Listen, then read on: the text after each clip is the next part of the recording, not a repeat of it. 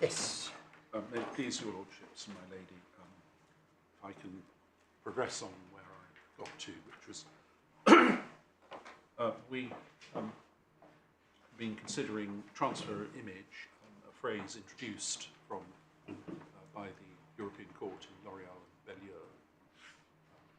It's to be found in paragraph 41 of their judgment, which we went to.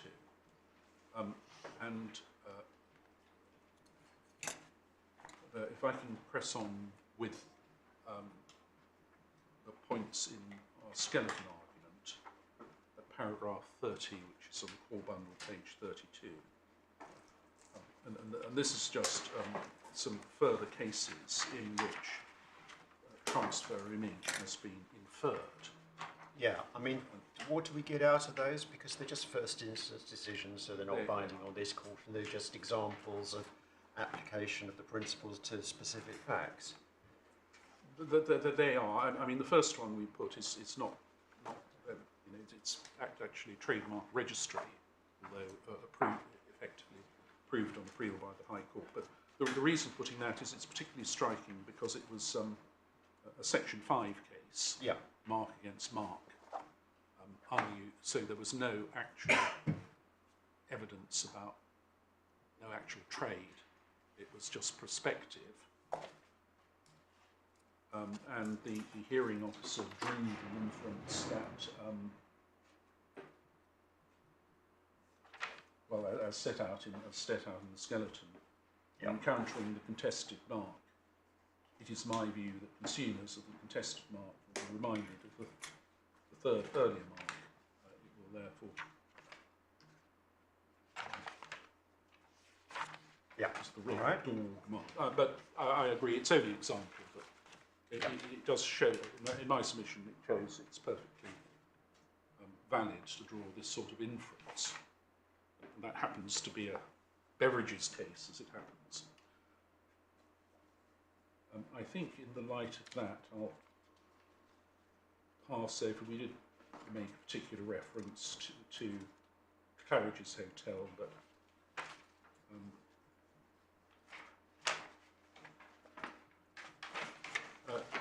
coming back to the present case, at paragraph 33 of the skeleton,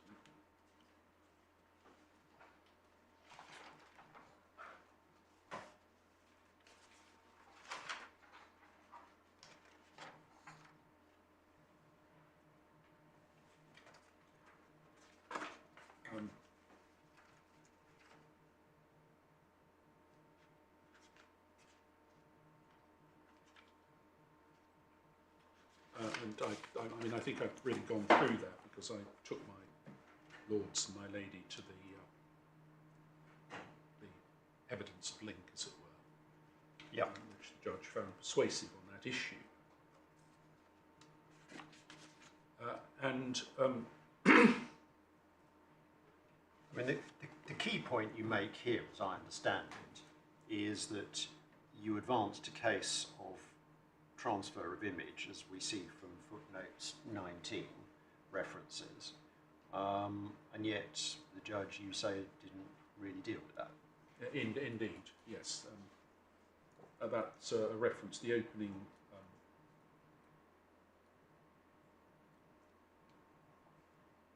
both all, yes, and oral opening, yes. And it wasn't dealt with. I mean, admittedly, it was an IPEC trial, and therefore a lot compressed within the 2-day limit. But it was a distinct point. And in my submission, it did require to be addressed. And I suggest if it were addressed, that there really isn't anything pointing away, and many factors strongly pointing to being transfer image. I won't repeat them because I went through the factors I particularly relied on, which are set out in the skeleton a couple of pages earlier, under paragraph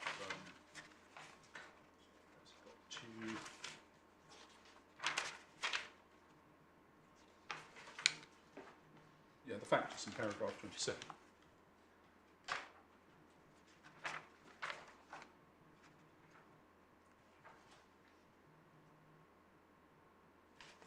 And we do make the submission in paragraph 35 that failing to deal within this gap was an error of principle. And it isn't, in our submission, made up for by the recounting of the global factor. It's an overall global assessment. There isn't any indication in the judgment that this particular factor was considered or played any part in her global appreciation. Sorry, you mean she says you need to do a global assessment? Indeed, that's correct. You're criticising her for not actually doing it. What I'm saying is that there's no indication that her global assessment, which is it's correct that you're meant to do a global assessment, but what I'm saying is there's no indication that her global assessment included within it an assessment of an inference arising from transfer of image that would lead to unfair advantage. This is probably an ignorant question from my part, but what does the concept of transfer of image add beyond creation of a link by the similarity? It adds a bit more. It adds a suggestion that the person will think that the characteristics of the goods on which the sign has been placed in some way are linked to the characteristics. It might be worth having a look at Jack Wills. It's only a first instance decision, but nevertheless does address this question. I'm in a case where there was a link, no transfer of image, which contrasts, is a case called Argos and Argos, which is quite, I mean, I was in that in this court, and that was an unusual case in which an American company managed to register Argos.com before the very well-known British catalogue and retail chain got to it, so they had to content themselves with Argos.co.uk. But as a result of their being very famous and lots of as customers assuming, let's type in the company name and add .com, large levels of traffic came through the American company's website, Argos.com, but their field of business was completely unrelated to the Argos catalogue company. And this court, Lord Justice Floyd, held that there was a link, despite my attempts to persuade this court there wasn't a link, upholding that I was unsuccessful in that. They held that what happened is the American company made a profit, or made money, out of this traffic by putting Google adverts on the site. So people would come along. Oh, I understand. Yes, but you said no transfer of image. But but you see that was an advantage, but completely different from a transfer of image type advantage. Yeah. So if we look at Jack Wills, which is Authorities Bundle 2, tab 13, page 471.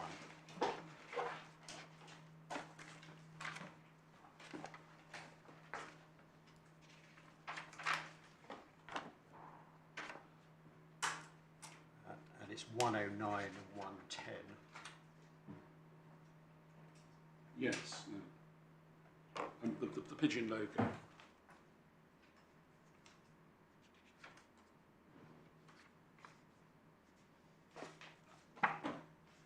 I mean, this case is also of interest in the sense that my Lord's analysis said that an intention to benefit was not necessary, but also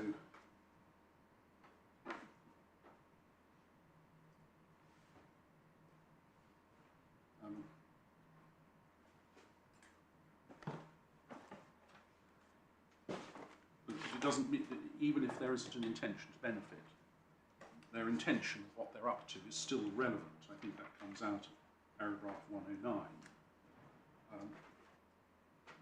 So it's not open to Jack Laws to contend they use the pigeon mark with the intention of rewriting, but the House of Fraser's intentions in adopting it are not relevant. I've already found House of Fraser intended pigeon logo to have brand significance, and that is how consumers will have perceived it. Furthermore, it's clear House of Fraser's intention in using pigeon logo was to make the garments more attractive to consumers.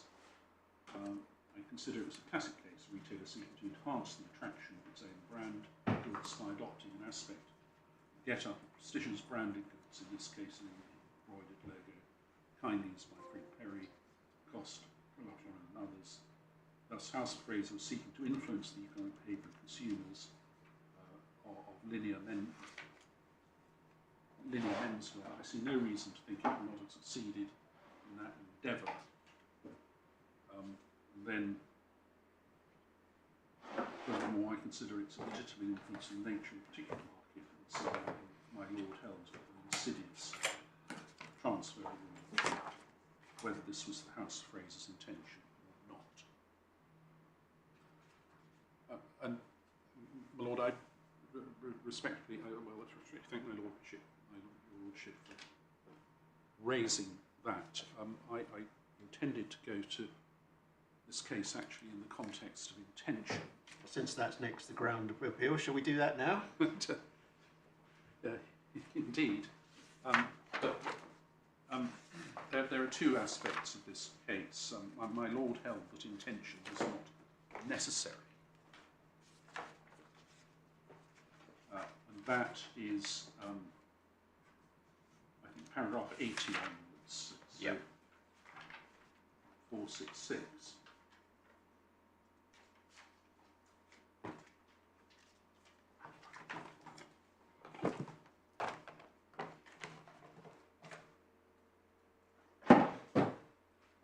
And 81 I'd already referred to, which is in the context of change to economic behaviour. But what I draw from paragraph 109, which we just referred to, is that analysing what the defendant was up to and what the defendant was intending to achieve by adopting whatever sign in issue may bear on whether the defendant is succeeding in changing economic behaviour, regardless of whether or not there's an actual intention of the kind which is trading on the reputation of the other mark.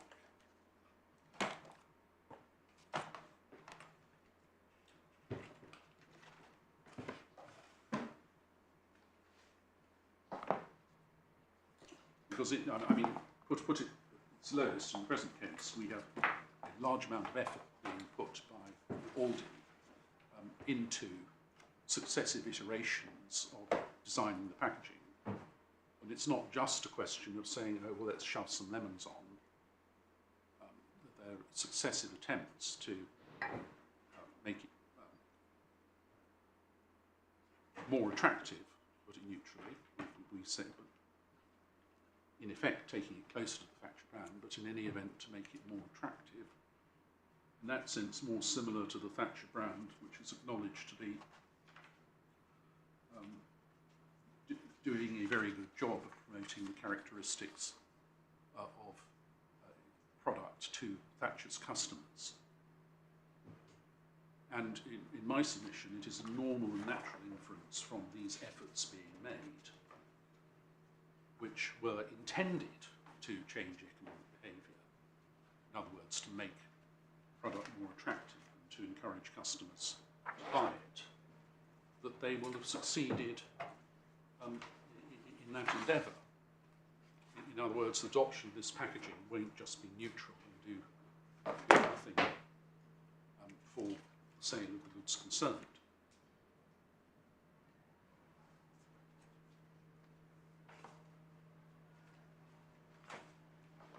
Now, On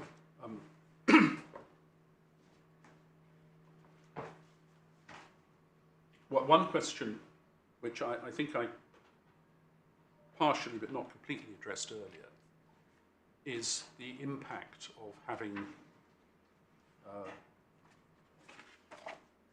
why, as it were, would we'd be alleging an intent to create a link. Why is this, as it were, necessary or at least useful as a legal point?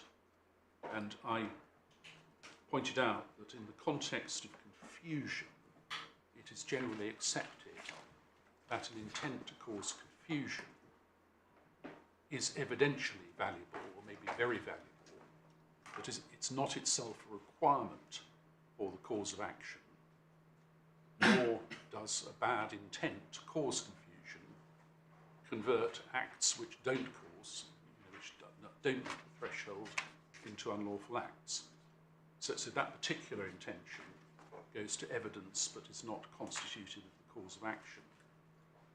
The question arises, as my Lord's judgment in Jack Wills demonstrates, it's not necessary to have an intent to ride on the coattails in order to succeed on that. But the question is, what, if any, impact does that have on the cause of action under Section 10, subsection 3?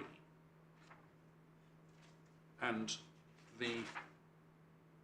I would say two things. One is that it's evidential in its effect, in the same way as the other intent. If a trader is striving to achieve something, the court does not strain to find that the trader has failed to achieve his objective.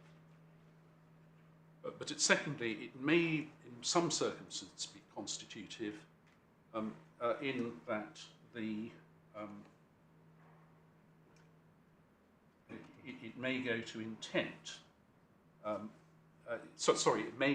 It may be, if you have that intention, that something is definitely unfair, if you see what I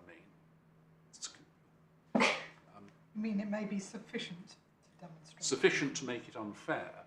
It's hard to see that it can be anything more than evidential on the factual question, did you gain an advantage? Because if you have the intention but you fail to achieve any impact on sales, then it's hard to see you've achieved an advantage. But nonetheless, it may be powerful in that context.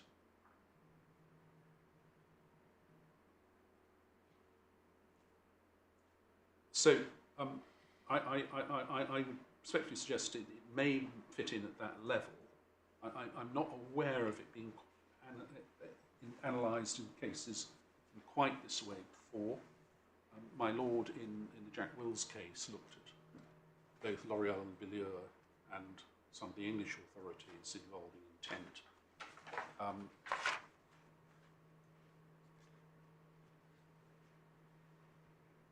But at the end of the day, But isn't this what 49 in L'Oreal is perhaps saying? Yes, it's definitely unfair if you do it with the intention. Yeah, that's the point, isn't it? Yeah. So if you establish the intention, you establish the unfairness. But it doesn't follow that if you don't have the intention, you don't have the unfairness. It may be objectively unfair, which is the finding in the Jack Wills case, even if they didn't have the intention.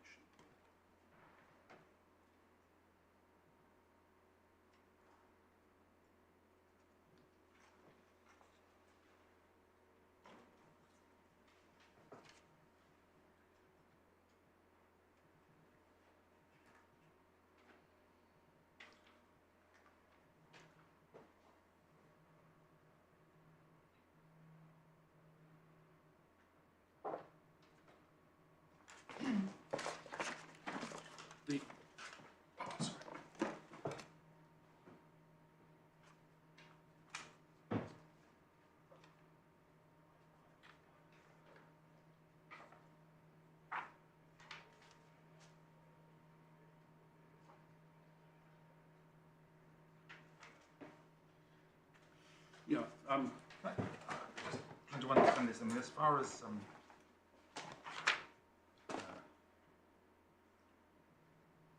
a party could come up with a sign for their goods completely unaware of the mark,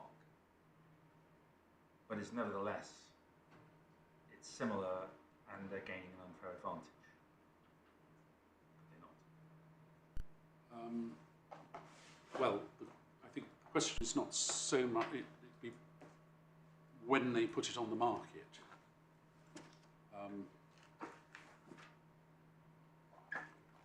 It's hard to, well, the whole point of section 10 subsection 3 is that it has to be a trademark with a reputation. That's one of the precursors. So it can't arise, say, with an unused trademark that's on the register. It has to be a mark that is in use. So it's quite difficult to think of circumstances where somebody would be unaware.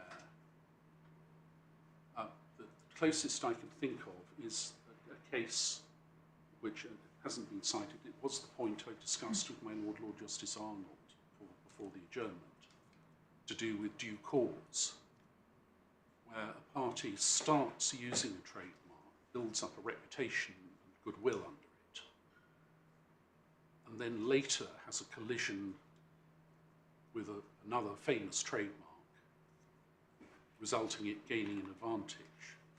And that can be dealt with on the authorities as a matter of due cause, because they started earlier and have been trading under it. That may give a good cause, due cause, to carry on using the trademark. So they're not without due cause. But I'd say, with respect, these examples are somewhat removed from the facts of the present case, where, I mean, one can obviously think of hypothetical circumstances, but the present case, not only were they fully aware of the Thatchers product, but it was their, as it were, their bullseye for their point of reference. And not just the product itself, but the packaging. Indeed, that was the finding. Not merely the content and taste of the content, but also the packaging.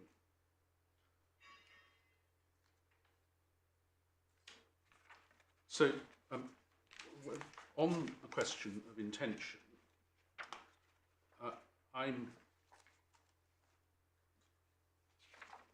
this is, as we, paragraph 39 of the skeleton is where we pick this up, but I'm fully conscious of the difficulty, obviously, in the Court of Appeal, of dealing with the findings of intention as compared with the trial judge who has seen and heard the witness.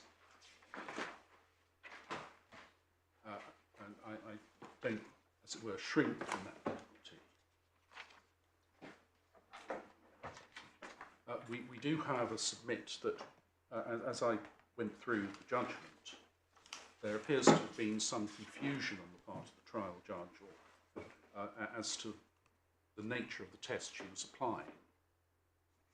And she appears to have thought that this intention to gain advantage was, in effect, a fraudulent intention, or an intention to deceive. And I think the points in paragraph 40 and so on, I think I went through with my lords and my lady when I went through the judgment.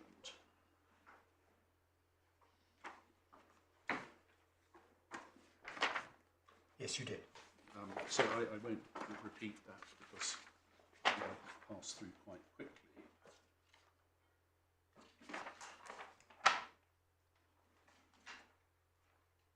You effectively say that the way, as we've seen from the design progression, please make it more like Thatchers, might summarise it. Would you go so far as to say that really the judge was obliged to draw an inference about intention? I would suggest that if she had, there are two factors actually. One is what in my submission was a mischaracterisation of where they ended up, a finding that they hadn't substantially departed from the tourist house style. Because that plays into it, because her finding was that that Mr. Watkins intended it to be understood as part of the tourist range.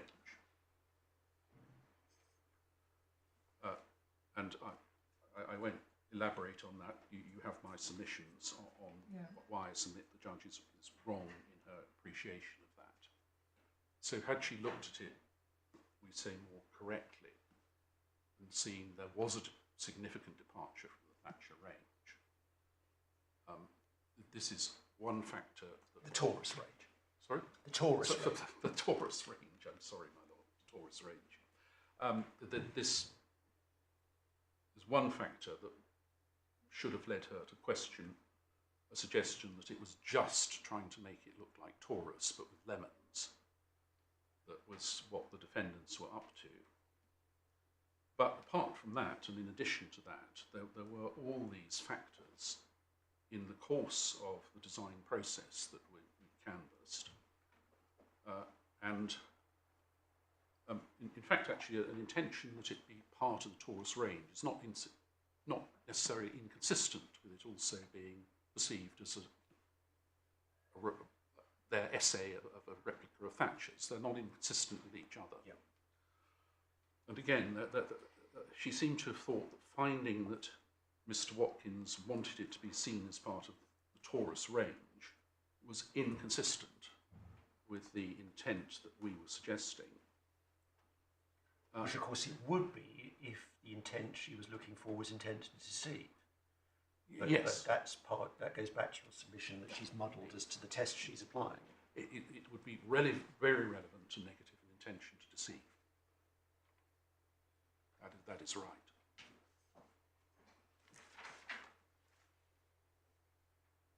All right. Does that then take us on to ground 7 and the horizontal lines?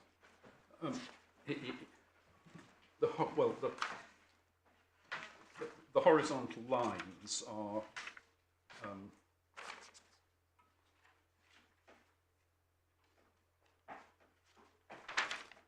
I think, yes, I mean the horizontal lines, I of course already adverted to that when I went through the judge hunt. So just can I be clear on this? My understanding from what you told us earlier, but correct me if I'm wrong, is that there was simply no explanation from the defendant's witnesses as to how those had come to be on their product. Correct. Yeah. Now, my friend Skeleton has picked me up on a particular point in this skeleton, which I accept his correction, because we suggested here that Mr. Watkins had accepted the inference that someone at Aldi had copied these from Thatcher. In fact, what I did is I put the inference to him, indicated that this is an inference I would invite the court to draw, but did he have anything to say? And he said he didn't. So it's not quite fair to say he accepted the inference. So accept that correction to my skeleton. But they are faint, but one can see them best on the physical cans. They are also in the representation. And they give a sort of textured effect. Sort of gold horizontal lines, and they're on the Taurus, they're more towards the bottom of the front. Gold horizontal lines. They're also higher up as well. They're also some higher up in the Taurus. Yeah. Yes, there's some above the bull's head. Yep. And to the right of the bull's head. Now, it would obviously be ridiculous to say that this is to assume that the average consumer will study the cans, see these horizontal lines and observe them, have those in mind when Yes, I- but of course, your that's not my point case. is not about the effect on the consumer. You say that this is relevant to the question of intention, Indeed. because it begs the question, why do it? Why do it? Now, Mr. Watkins didn't. He said he didn't know it had been done, but assuming that's right, and he didn't know anything about it, it does still speak to the aims and mindset of the, as it were, the individuals lower down the hierarchy who were doing the work on the design.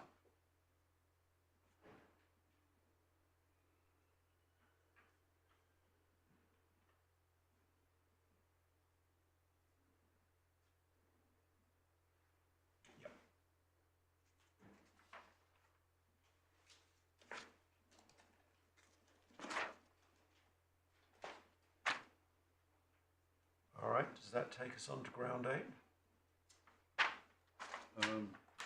I think it does, yes. I'm just checking through that. I've covered 47.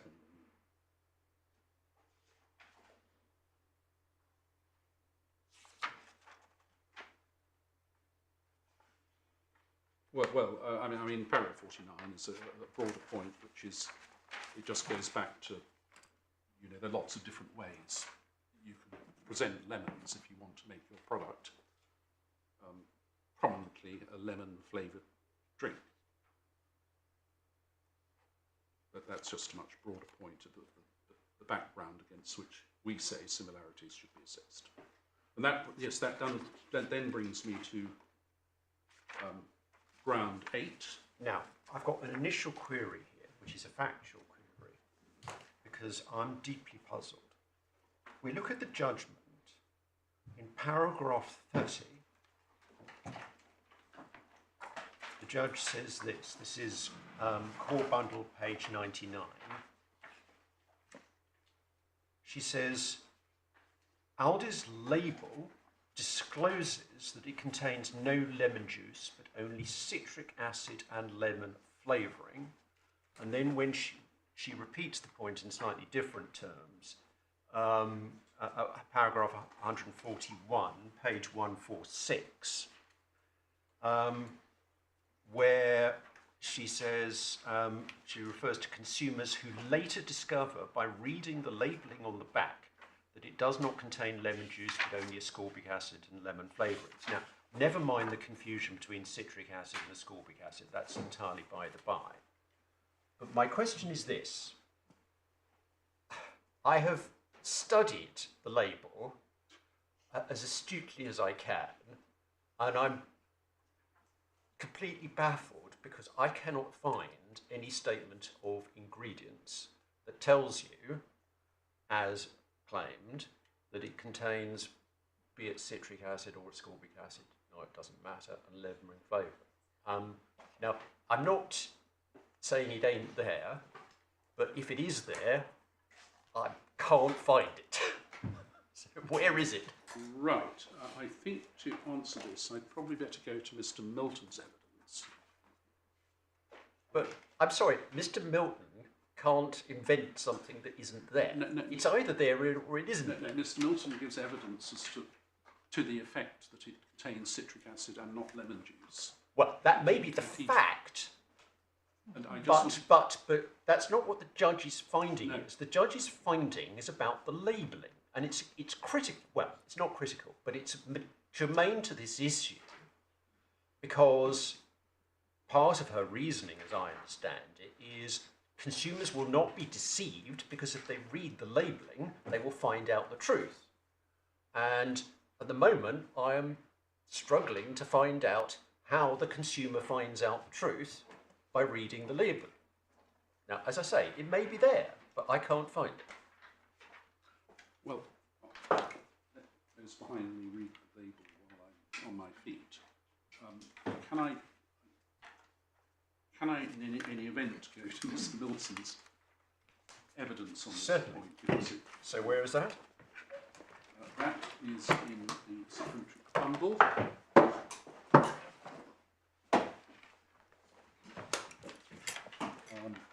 And it is at pages 81 to 82.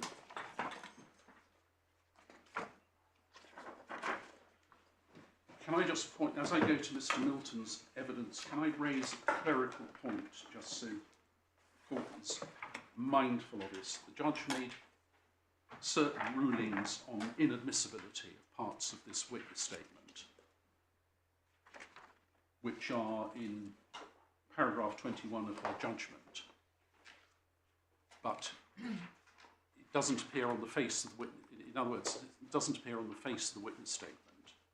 All right, so we may need to be cautious, but does that matter for these It doesn't matter for this purpose, but I've got versions of the witness statement on which her inadmissibility ruling has been marked, which I don't need to hand in now, I don't think, but... All right. But I assume the relevant paragraph is 24, but that seems to be about the actual contents rather than about what's stated, although... Do we have the exhibit T13?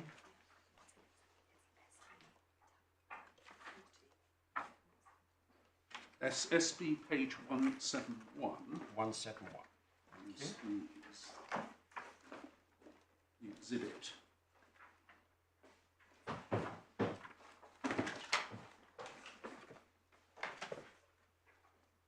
Right, so that's not the labelling, that seems to be the actual content. Purchase contract. Yes, so this is an internal Aldi document, Right, rather than the label. right.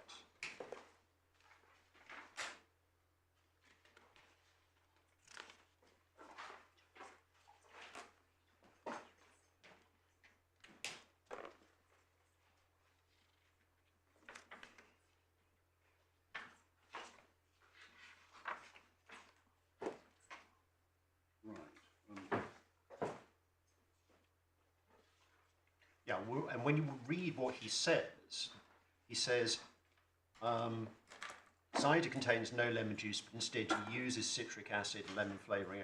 This is shown by the lady's labelling on Aldi's product, which states that the product is a cloudy lemon flavoured cider, rather than cloudy lemon, which is labelled as a cider with lemon juice.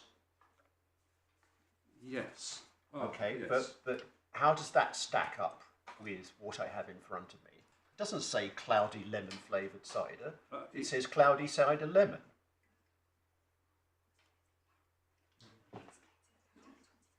Oh, I see. Oh, no, it's a quote from the It's the rear rather than the front. the back. Okay, cloudy lemon flavoured cider. All right. So that's what he's relying on there. Okay. Which So okay, let me see if I've understood this correctly. Therefore, the proposition is this, that the consumer, reading the small print on the back, sees it says cloudy lemon flavoured cider, and they deduce from that that it contains citric acid and lemon flavouring only. That seems to be the proposition, yes? in the judgment, yes, not my proposition. Well, no, in the witness's evidence. No, I'm not sure. That's his deduction. I'm not sure he's saying. That's his assertion, isn't it? It's his. That's what he deduces. Is he saying that it's? Well, he knows this area, doesn't he? He says the giveaway, essentially, for there not being real lemons, is because they've used the term cloudy lemon flavoured cider. But he's in the industry. Yeah, exactly. I'm not sure. I'm not sure he's saying that the average consumer. No, he doesn't. No, he that's isn't you're absolutely right. Yes, if I was suggesting he was giving you evidence about what the average consumer would perceive, I was going too far. No, the average consumer will think it's got lemon juice in it. That's your submission. That's my submission. Yes. Because there's nothing that will tell the average consumer anything different. Yes. Well, it's you say when it says lemon in a lemon-coloured print typography, and immediately below it says made in with premium fruit, you say the message to the consumer is rather clear. And surrounded by pictures of lemon. We do. I mean, the made with premium fruit is our further point. Yeah. Now, of course, you can say that's literally true because it's made with apples form the base cider, but we'd suggest that's not the way it's going to be read.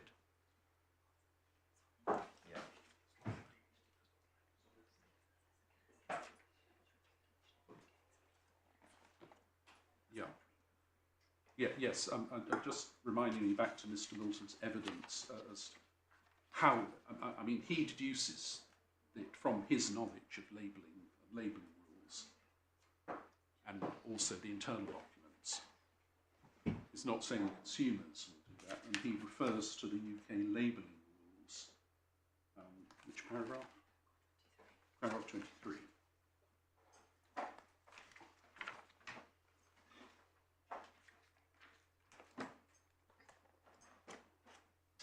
Again, unless you have an average consumer with an encyclopedic knowledge of labelling laws or labelling regulations, they are unlikely to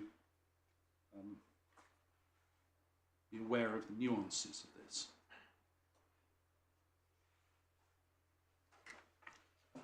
Forgive me, I'm slightly struggling to see the relevance of any of this. It goes to detriment to the trademark from the product. To the detriment would be this, that customers who form a link with the Thatchers product, that think the Aldi product is Aldi's, as it were, version of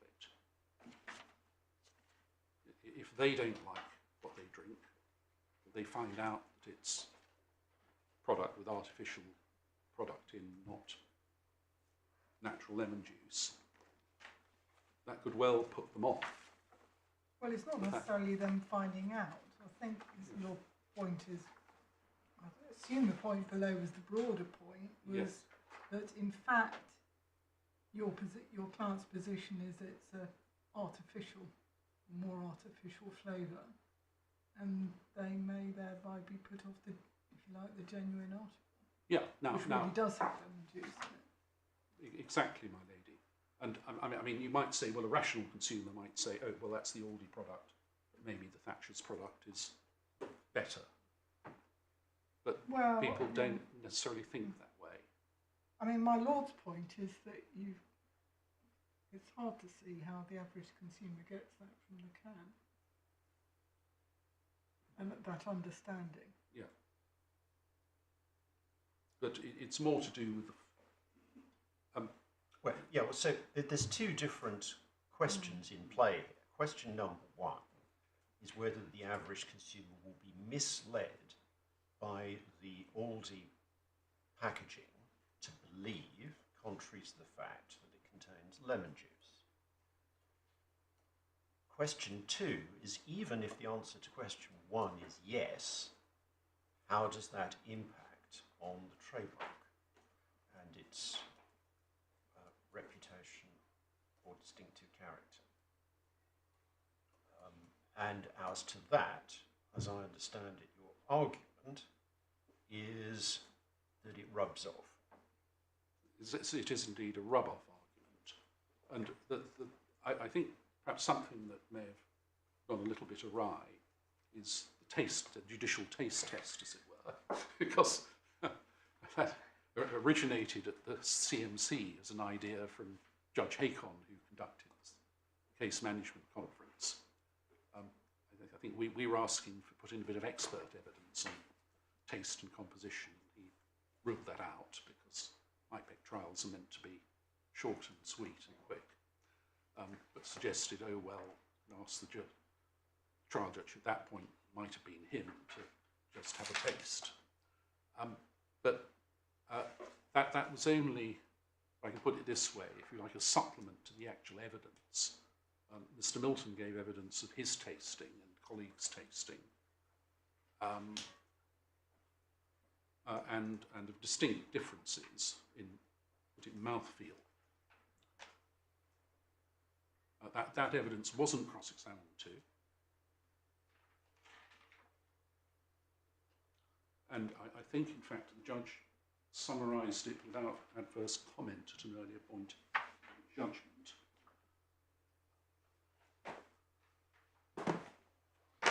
I understand. Because of the finding on 10.2, there's no suggestion that consumers are confused as to the product. The suggestion is that when they find out that the Aldi version has these less desirable characteristics, either by taste or otherwise, that somehow rubs off on Yes. their view of Thatchers Yes, because they associate it, even though they're not confused. indeed, because they associate it as being an essay in the same or similar product.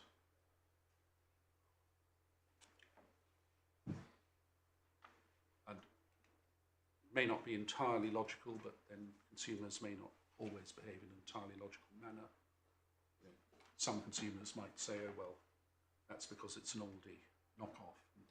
I think the Thatcher one is bound to be nicer. But not all consumers are, you know, regular consumers of both brands and sufficiently close together. So we would say there is a tangible risk of a knockoff effect, a rub-off effect, which will adversely impact the reputation of the Thatcher's brand and the trademark which is attached to it. Yeah, well, I mean, it's established that in principle such a complaint is possible. I mean, the classic case is the Dutch Clarijn case, where the same trademark, phonetically speaking, was spelled slightly differently, but phonetically was identical, was put on detergent, and that was going to tarnish the trademark for gin, because you wouldn't want to be thinking about detergent when you were drinking gin. Yes, that's it's not quite in that league, this case. No. But So the principle is established. The Yes. question is, how on earth do you apply it to Yes. facts of this case, which is a bit, as you acknowledge, is a bit different. So my respectful submission regarding the learned judge is that she treated this as effectively just a question of, oh well, they have slightly different tastes. That's not the right characterisation of this complaint. It is more fundamental than that. It's selling a product which you know is as Sat's product, at least as far as the lemon juice component, it does actually contain cider, and with a potential rub-off on the reputation of Thatcher's product. Can I just check whether there's anything else I need to... I think the other matters, like the respondent's notice, I leave to my friend to develop. So I think that's everything I want to say in opening this appeal, unless there are any questions, further points for me at this stage from the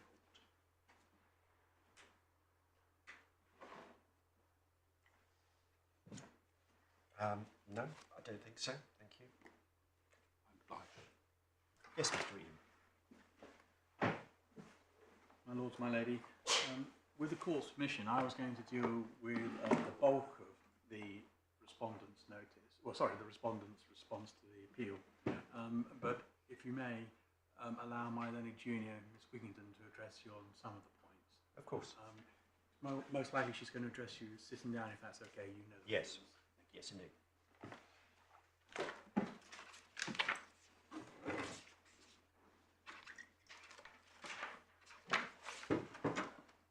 My lords, my lady, might I just make a few introductory points, and then, if I may, I was going to deal with it in the same order as my learned friend, so my comments might marry up with your notes. I'm happy to take sort of questions from anybody at any stage on any point, if that helps the court. No doubt you'll do it in any event, regardless of whether I want it or not. But the very first point we would like to say is that, broadly, all of the points raised by my learned friend are, in essence, questioning facts or multifactorial determinations, and so therefore it's not really open to this court to interfere with those findings of fact, and those findings of fact, we say, or those multifactorial assessments, are all reasonable on the evidence that she had before her. My lady Justice Falk mentioned the point that the evidence in essence before her was imperfect, and she was just trying to do the best that she could with the evidence that was there. Now, that's not trying to excuse the fact that there may not be a completely perfect judgment, but it is a reality of the situation that that in an IPEC trial, matters are compressed to some extent. But we say she reached the right conclusions based upon the evidence that was before her. Now, it is important to note up front that, of course, the allegation of passing off failed, so there's no deception, there's no appeal on that. There's also the fact that the 10-2 allegation failed, so there does not exist a likelihood of confusion. There's no appeal on that. It's also important to note that a lot of the common elements were held by the judge to be descriptive or non-distinctive. You can find that in paragraph 134 of her judgment, which is behind tab 7 in the core bundle, page 144.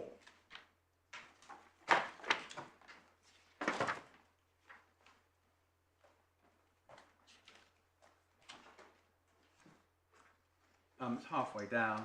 I've also found that it has a low level of similarity with the sign, and those elements which I have found are similar are either not distinctive because they are descriptive text, or are ubiquitous, the limited colour palette, or are commonplace, the use of lemons and lemons on lemon flavoured beverages.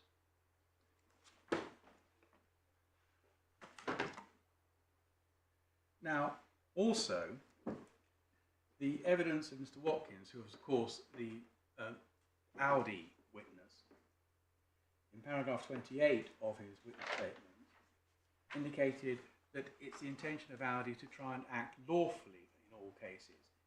It's not some sort of, devil-may-care product manufacturer who just doesn't, who is completely reckless. They try and act within the law at all times. And the way in which this has manifested itself is that there was no intention to benefit from the goodwill or reputation. That was a finding of fact. And that's important to go to.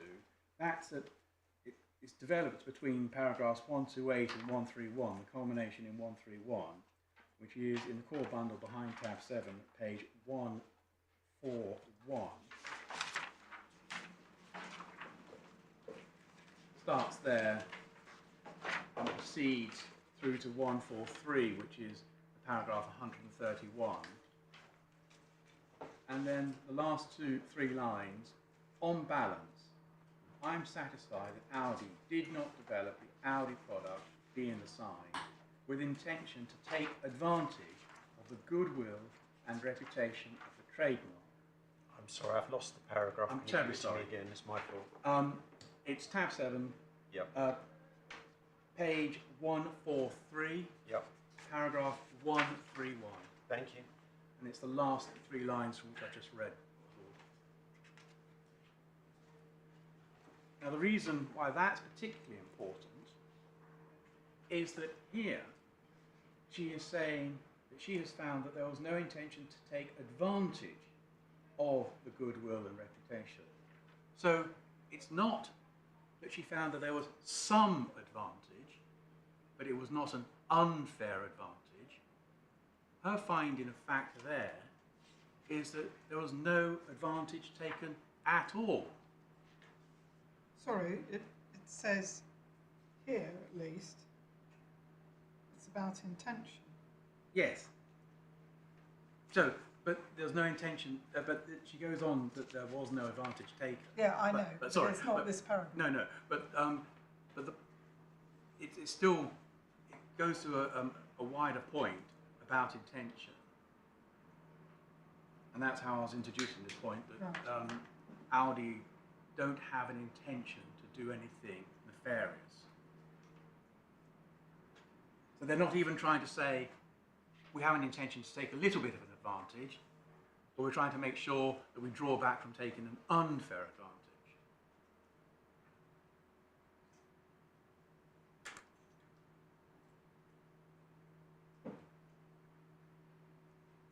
And this is a sort of a general point that I'd like to make, and then I was going to develop it more generally, if I may. The question here, we say, is predicated upon a fundamental issue of overreach. And that is the way in which this mark has been registered and then being sought to be enforced. And point being is that what one has here with the trademark is a distinctive name, Thatchers, surrounded by a whole load of descriptive, non-distinctive material, be it lemons, be it lemon leaves, be it the colour yellow and green in that sort of motif type pattern. And that combination is registrable. There's no doubt about that. Therefore, you can't attack the validity of the trademark. But what has happened is that having got that registration, having secured that registration, they're now trying to, in essence, enforce only the descriptive, non-distinctive components of that registered sign. And it's that sleight of hand, we say, which has led to current case and all the difficulties. Don't you face a finding of fact about distinctiveness there? Didn't the judge, because you tried to get a finding that the only distinctive part broadly was the name, but the judge didn't agree with you on that? Yes, that's actually, I have to say, part of our respondent's notice. No, I realise yes, that. Yes. But I can address it sort of broadly, Yeah, even with that finding of fact against me. yes. And I was going to, if I may. So the very first point, and it's a very basic point, is that the mere use of some sort of sign does not equate with that sign becoming distinctive. And this was set out, for example, in the Nestle case. I might take you to that very briefly. So it's in the third authorities bundle, behind tab 24. So, Mr. Edenborough, it's not your fault, but we've got quite a lot of noise in the street outside, so can you keep your voice up? Sorry, yes, I thought I was speaking loudly enough, but I'll try even more. But yes. particularly for the member of the court that's close to the window. I see, sorry. Particularly when you were in discussion with my lady, Yes. I'm afraid it is becoming very difficult. My lord, I apologise for that. No, I didn't quite realise this is that. unfair Yes. competition. When I address my lady, I will try and address the centre of the Yes, court, thank if you. I may. Would you mind also giving because Yes. I haven't got tab numbers on the authorities. Fine, I was just about to give you the subsection. page number. Thank Sorry, I was you. working through the tabs for those who have tabs. Yeah. The page was 987. 987. So which volume? I'm terribly sorry, my lord. It's in. Shall I start again? It's Authorities Bundle Bundle 3. For those who have tabs, it's 24. Otherwise, it's page 987, and it's paragraph 30.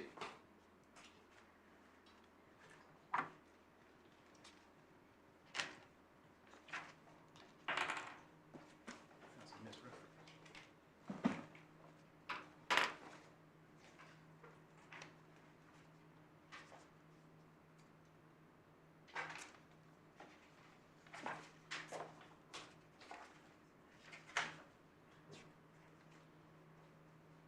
I'm terribly sorry, I've given you the wrong reference. Now I need to find it. I think you want 32, don't you? 32.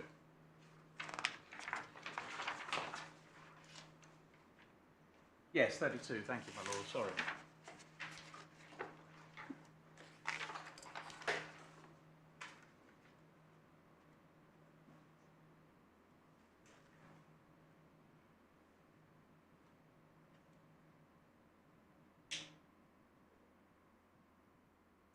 Yeah, although of course the law on shape marks has moved on quite a long way since Yes, 2002. yes, my lord. I accept that.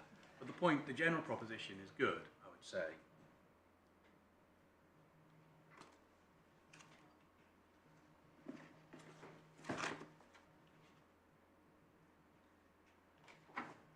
And then sticking in the same authorities bundle, so authorities bundle 3, this time going to tab 26.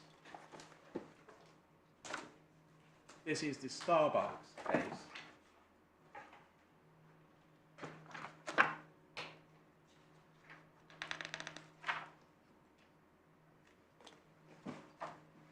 And this is a warning about fig leaf trademarks.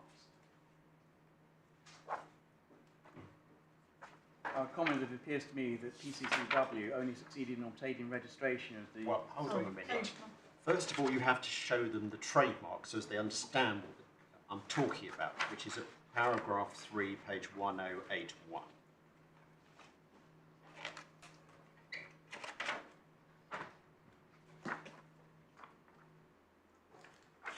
Sorry, my lords and my lady. Not everybody is intimately Sorry. familiar with the case law. Yes, I'm sorry, that was entirely my mistake.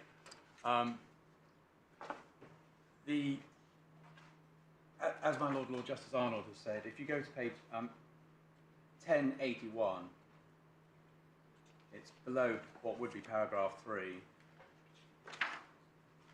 That's the trademark, is it? Yes, that's the CTM. And the sign is, And the sign is, can you see below Yes. paragraph 6, my lady? well, that's the Now TV. Yeah.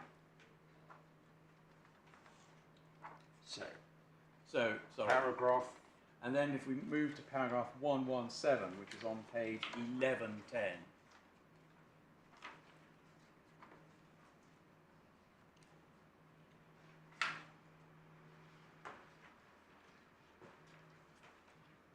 I comment that it appears to me that the PCCW only succeeded in obtaining registration of the CTM because it included the figurative elements. Yet PCCW is seeking to enforce the CTM, that's community trademark, which has now been replaced by the EUTM, European Union trademark, against signs which do not include the figurative elements or anything like them. This was an entirely foreseeable consequence of permitting registration of the CTM. Trademark registries should be astute to this consequence of registering descriptive marks under the cover of a figurative fig leaf of distinctiveness and refuse registrations of such marks in the first place. Now, put into one... naturally, as the author of that statement, I'm not going to dissent from it. But how does it apply in the circumstances of the present case, where you accept that what was registered is distinct? Because I was going to develop your argument, my lord, which was that what you have there is you manage to get a registration for something that's got figurative part, and so therefore the totality of that for which you're seeking registration is non-descriptive and potentially distinctive. You then try and seek to enforce only the non-descriptive... Well, I'm sorry to interrupt you, but I don't follow the logic. The point in that case was that the word now was unregisterable for the services in question, and yet they secured a registration by putting the 6 points yes, around the star motif, or however you want to put it. Yeah. And they then sought to enforce Now. the word without now. those. Yes. So the way... But that was all based upon now being unregisterable, whereas here you accept that Thatchers is registerable. No. What I'm accepting, my lord, is that the trademark that we're discussing here is registerable. It's registerable because it has a distinctive element. And that was rather akin to the Now case, where the combination was distinctive. It's really the converse, but yeah. all Yeah, right, exactly. I get the point. The logic is the same, even though the factual matrix is, as you just said, the converse. And so that's the problem. So ignoring, putting to one side whether or not the registry should forbid these registrations in the first place or not accept them in the first place, the real question arises when you try and enforce these registrations, which are a combination of distinctive and non-distinctive elements. You've managed to secure registration for the combination, that's fine. But when you try and come to enforce only the non-distinctive parts, that's where we run into difficulties.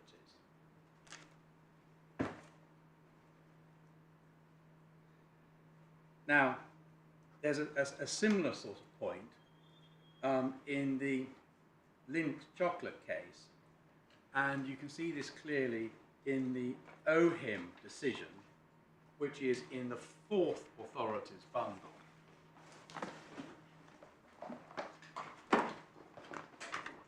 behind tab 32 at page 1417.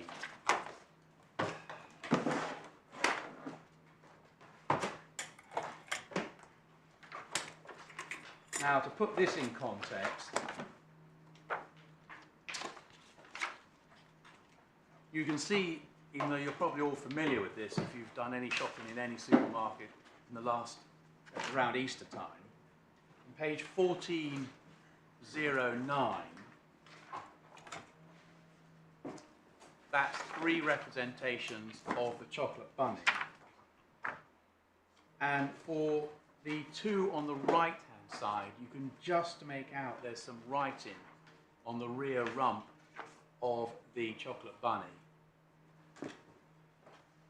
Says Lint. Yes.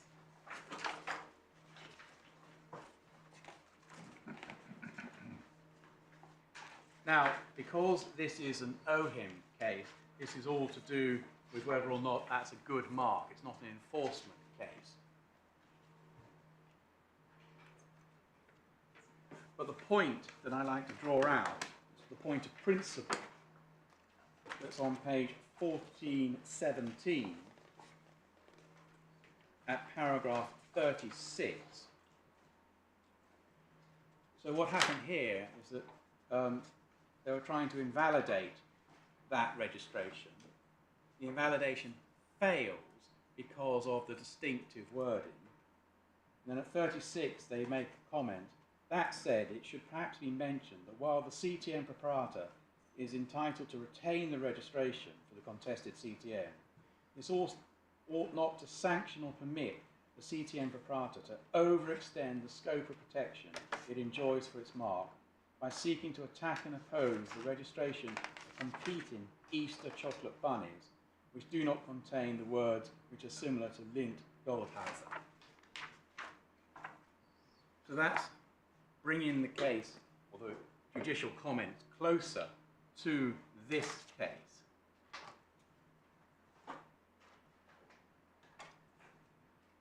Now, the next general point, and the last general point I'd like to make before I deal with the grounds of appeal in particular, is that terms like look-alike have some sort of prejudicial connotation, whereas, in fact, a look-alike per se is perfectly permissible.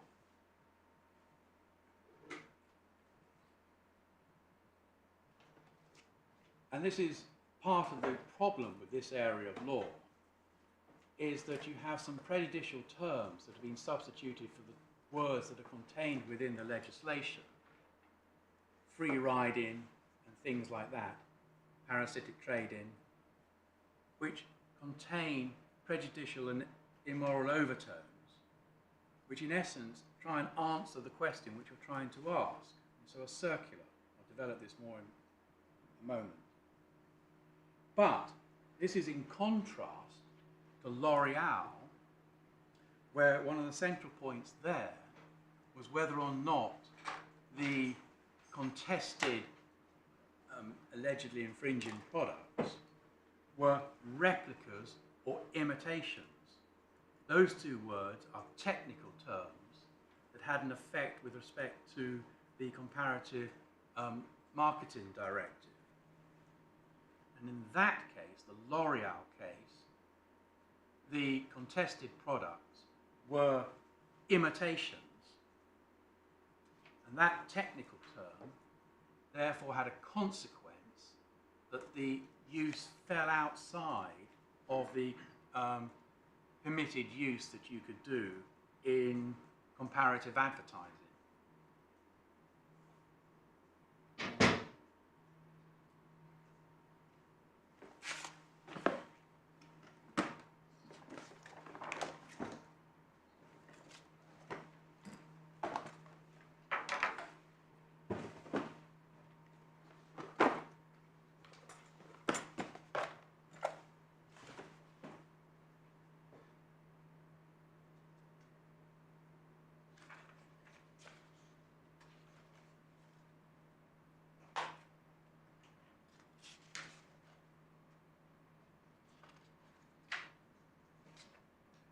Now, with respect to the grounds of appeal and the order in which my learned friend dealt with them, his first point was the house style. That's actually ground of appeal number 5.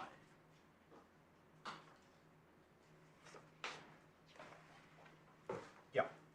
Now, my Lord Justice Arnold, you said that in this particular case, it's a straightforward comparison between the products. If I've quoted you correctly, that's in essence what you were saying with respect to the way in which there was a development of the various stages arrived at the final sign, and that you were saying that you could just compare the final thing with the original house style. In my submission, that's actually not the case here, because what that fails to do is take into account all the evidence that came out in cross-examination of both Mr. Milton and Mr. Watkins. Now, with respect to Mr. Milton, that is the Thatchers witness. He was cross-examined on the development of the Thatchers product and how it differed from... What's that got to do with it? I mean, of course, there is a story about the Thatchers product, no doubt about it.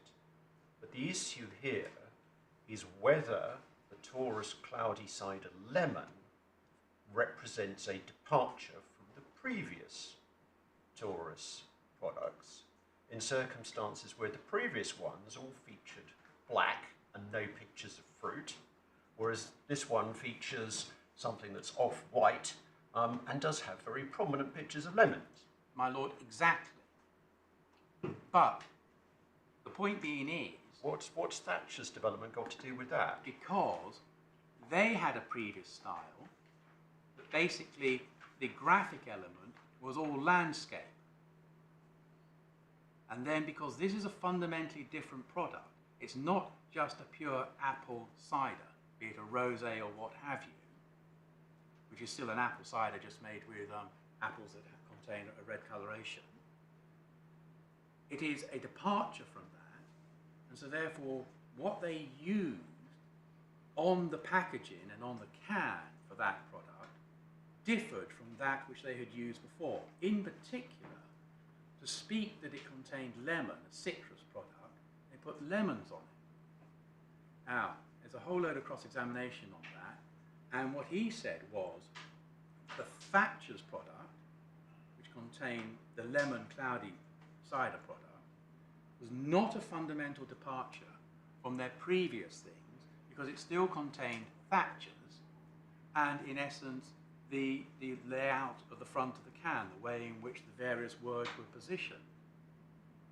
And so if it is fair for Thatchers to have a redesign, in essence, for a particular sort of citrus cider product, and he, Milton, claimed that they were still using the house style, then Mr. Watkins' evidence must be read in the light of that evidence. So when Mr. Watkins says they still maintain the house style with Taurus, the word, the bull's head, and the double arrow, for example, the double bow, double whoosh as it's being variously called, then that's perfectly reasonable to reach the conclusion that in the context of Thatcher's redesign, Aldi's redesign still maintains the house style because it contained the essential elements of that which had gone before. And the way in which it differed is perfectly explainable because you're trying to sell a fundamentally different sort of product, not a pure apple product. What about the Aldi ciders that contain pear? Yes, Perry ciders. They form a subset which nobody's explored fully, so I can't give you a full answer to that. But it appears that for those... All of the ciders even if they contain pear or cherry or other fruit, do not adopt a different. They all have exactly the same. Well, the cherry one originally didn't have cherries, but then did. There was two designs. The one that was being designed at the same sort of time didn't. Well, I'm just looking at the ones we have in the Yes, bundle. yeah. And all of them well, are there the is same get-up except for the lemon. Yes. And that's the point that's being made, isn't it?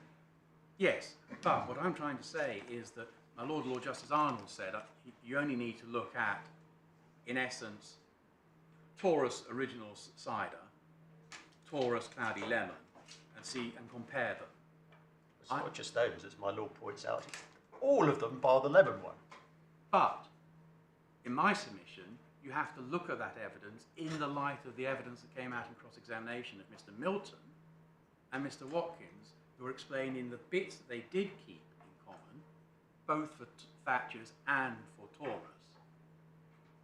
and why they had other bits. Can I show you the... Yeah, that's exactly what it's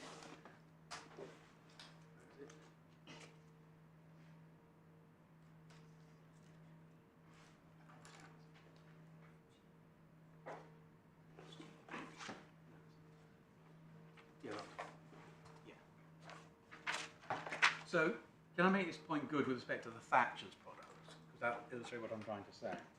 If you go to the supplementary bundle, tab 49, page 249,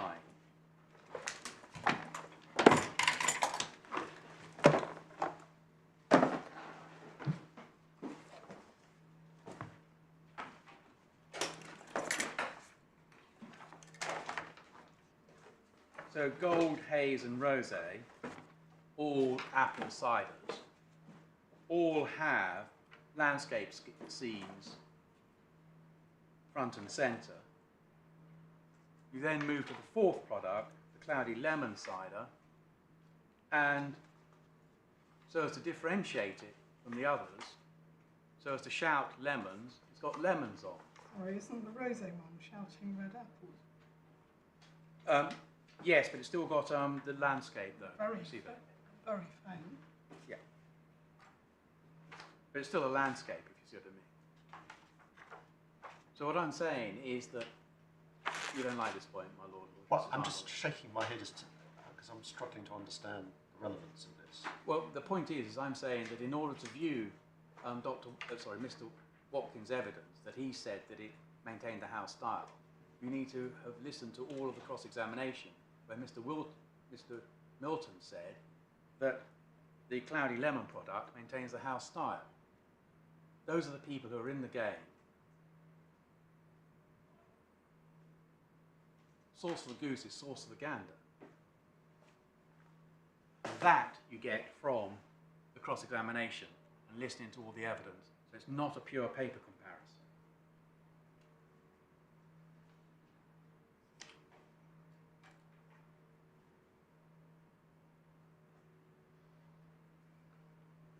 Okay.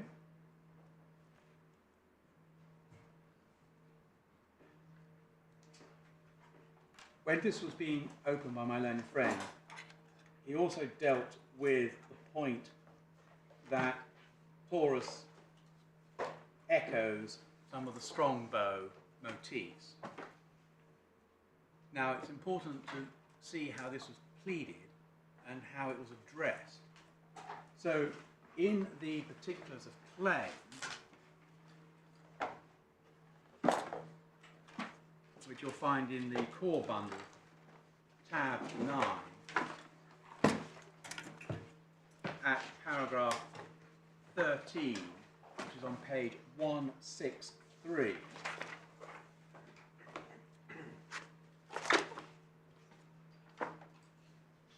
So 13b, Yep. these products, which is referring to the Taurus products, are highly similar in appearance to the corresponding products of the well-known cider manufacturer Strongbow. And then in 13c, it gives you images in Annex 3, which you've already seen. That's the long and the short of the point about Strongbow. There's, in the defence, that's denied, and there's no further pleading in the reply. You'll note it's paragraph 12 of the defence, which may be found on page 172, behind tab 10.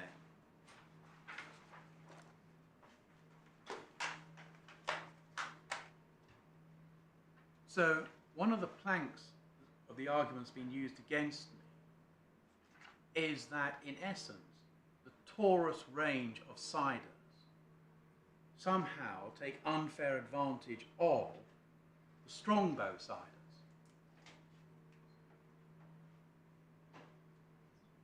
Well, that's not pleaded.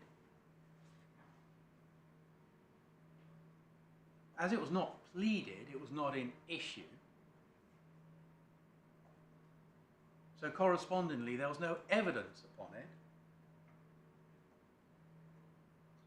And so there can be no finding upon it. And in any way, it'd be a very odd thing to find in this case that the Aldi Taurus product took unfair advantage of the Strongbow product.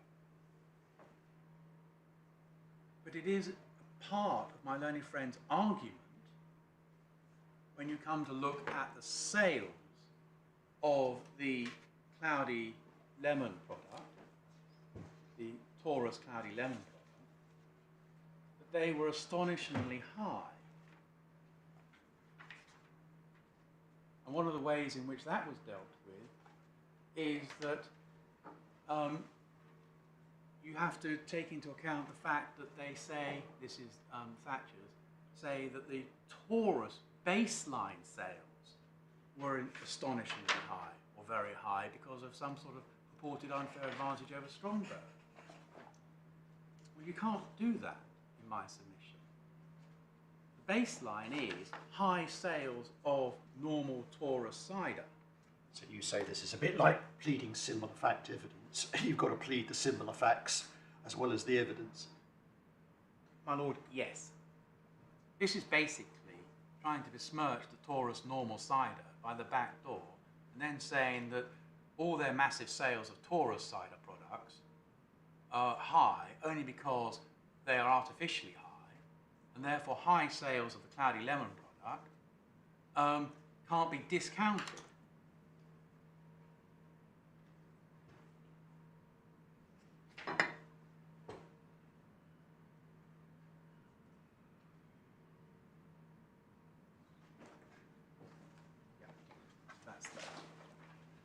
So that was the way in which that ground was addressed.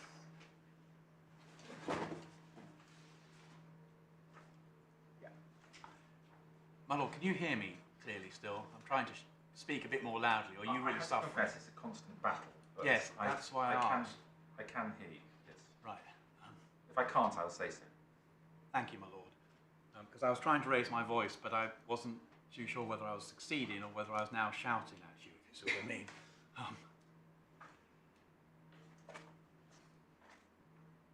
The second point that my learned... first, my lords, my lady, are there any points on that first ground that my learned friend raised? No. In which case, then, the second ground that my learned friend raised was low degree of similarity. Now, the first point here is that he is trying to say that when you look at 10.2 and 10.3, there should be a different test when you try and ascertain whether or not the mark and sign are considered similar. No, that's explicitly not what he's arguing. He accepts that the threshold question is precisely the same. His submission is a different one, which is that when you ask as to the degree of a similarity, it being established that you're over the threshold and therefore we are not in the territory of dissimilarity. When you are inquiring as to the degree of similarity, you need to ask for what purpose, because otherwise the inquiry is abstract. My lord, my learned friend expressly said that for the test of similarity for 10.3, you needed not to pay so much attention to the dominant and distinctive component. That is a different test. The threshold test might be the same for both, and we're not touching that. He is actually saying, though, that when you come to determine whether or not something is similar, he's expressly saying that for 10.3, you do not pay so much attention to the dominant and distinctive element when you're looking at 10.3 as opposed to 10.2. That's a different test, a different approach.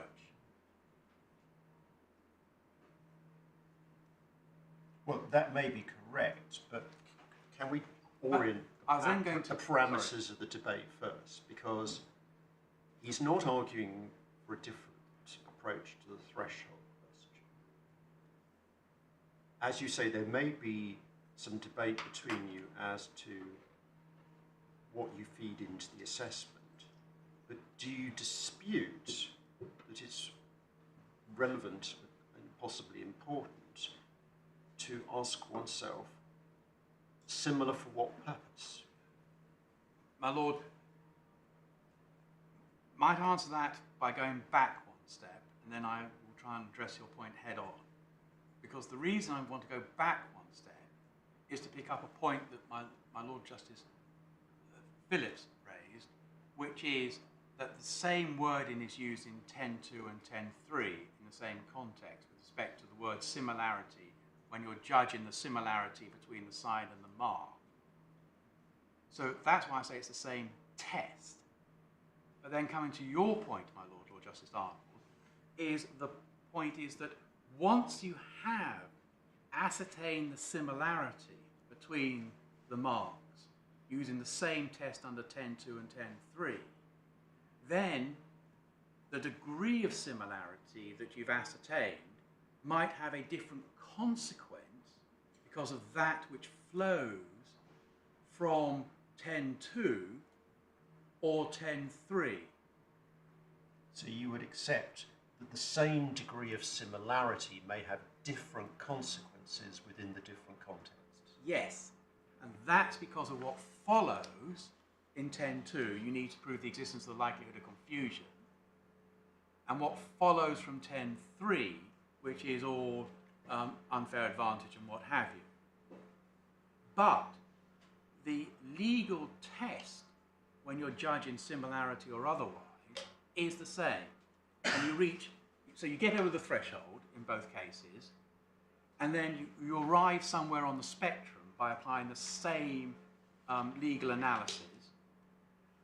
And wherever you end up on the spectrum, which is past the threshold, that might have different consequences with respect to 10.2 or 10.3.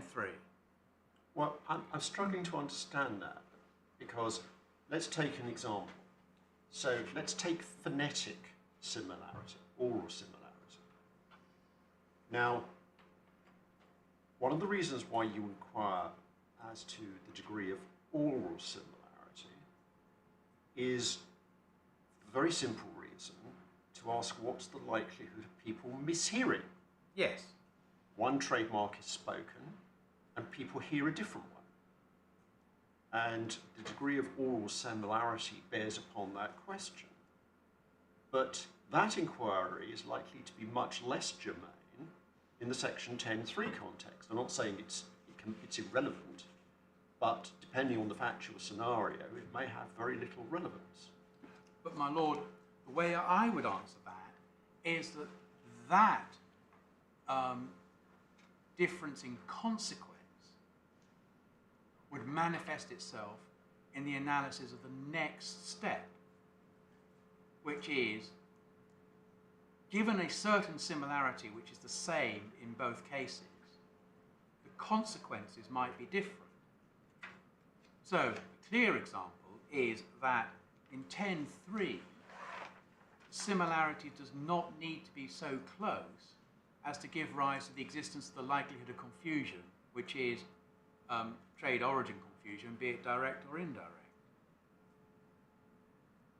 So the critical point is it's the same legal analysis to ascertain whether or not something is similar. If it gets over a threshold, you then land on a spectrum. Wherever you land on the spectrum, it's the same place. You land on the same place either under 10.2 or 10.3. Oh, I think that's where the debate is. Yes. Because I think the point being made against you is rather more subtle than you fix your place on the spectrum, and if you like, you don't have another look at it. You just sort of, that feeds into an overall weighing exercise in the global assessment. Whereas what's being said against you is not quite as simple as that, because here, what's being said is the judge really focused on the use of the words in assessing how similar, the different words in assessing how similar the mark and sign were. But once you're into 10.3 territory, maybe the focus should be somewhat less on the words. Right. The way I answer that is, first, jumping back to what my Lord Justice Phillips said, is that it's in essence the same words in 10.2, yes, but 10.3.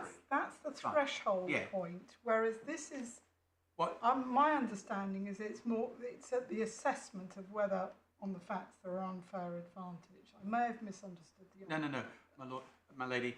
But it's more than just the threshold test. You have to do a certain analysis,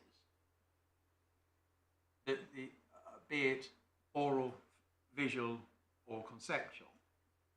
Once you've done that analysis, you need to get over the threshold, otherwise you're not into any infringement territory. Once you've done that analysis, you've reached a conclusion about the overall similarity of the sign with the mark. That's where you land on the spectrum, which is potentially infringing. The way in which I'd answer my lady's point about, is it more subtle? The answer is yes. That nuance comes in when you are assessing whether the wrong under 10.2 or 10.3 has occurred. Because under 10.2, the wrong is the existence or otherwise of the likelihood of confusion, whereas the wrong under 10.3 is a different sort, where there's three different sorts of wrongs. And so you'd need to look at those three things, taking into account everything. My lord, you're about to say something. No, but I just wonder how difficult this really is. I mean, take, for example, if you have the question about whether there's a breach of contract, and then there's the further question about whether or not it causes loss. You first of all ask if there's a breach of contract. Now, whether it causes loss or not may depend on how serious a breach it is. But that doesn't mean it's a different test for breach of contract.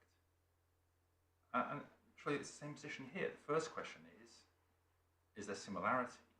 And the next question is, does it cause confusion? In 10.2. Yes. So the test of similarity is the test of similarity, just like the test of breach of contract is the test of breach of contract. But you're then on to the second question, which is causation. And obviously, it would be lovely if trademark law was so simple. Unfortunately, the authorities established that we have to assess the degree of similarity. Yes, but the degree of similarity, and also the type of similarity, which addresses both my lady's point and my Lord Justice's Well, indeed, yes. Yeah. feeds into the overall assessment of the next step, which I think aligns with my Lord Justice Phillips' point, that once you've had some sort of similarity, you then need to look at how that similarity manifests itself in a particular example. So Yes. would you accept what I said in slightly different context? So this, I think, was Lifestyle and Royal County of Berkshire, which is what matters is not the label that you apply. Here it's low. What matters is the nature and extent of the similarities. So you should assess the nature and extent of the similarities, and obviously conversely dissimilarities. And then you take that assessment into the next stage of your analysis. Yes. Yes, Yeah. but the critical point from my point of view is that when you're assessing the nature and extent of the similarities, is in both 10.2, 10.3, you're using the same legal test.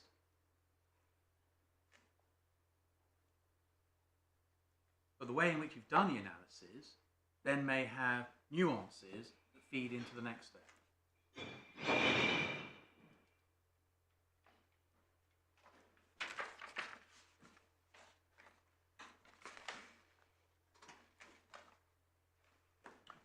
All right, but then that takes us to your starting point, which is where this starts to matter, because to some extent, given the way you frame it, you're in agreement with Mr. Howe, but where you take particular issue with him, as you made clear at the outset, is the relevance of the distinctive and dominant elements.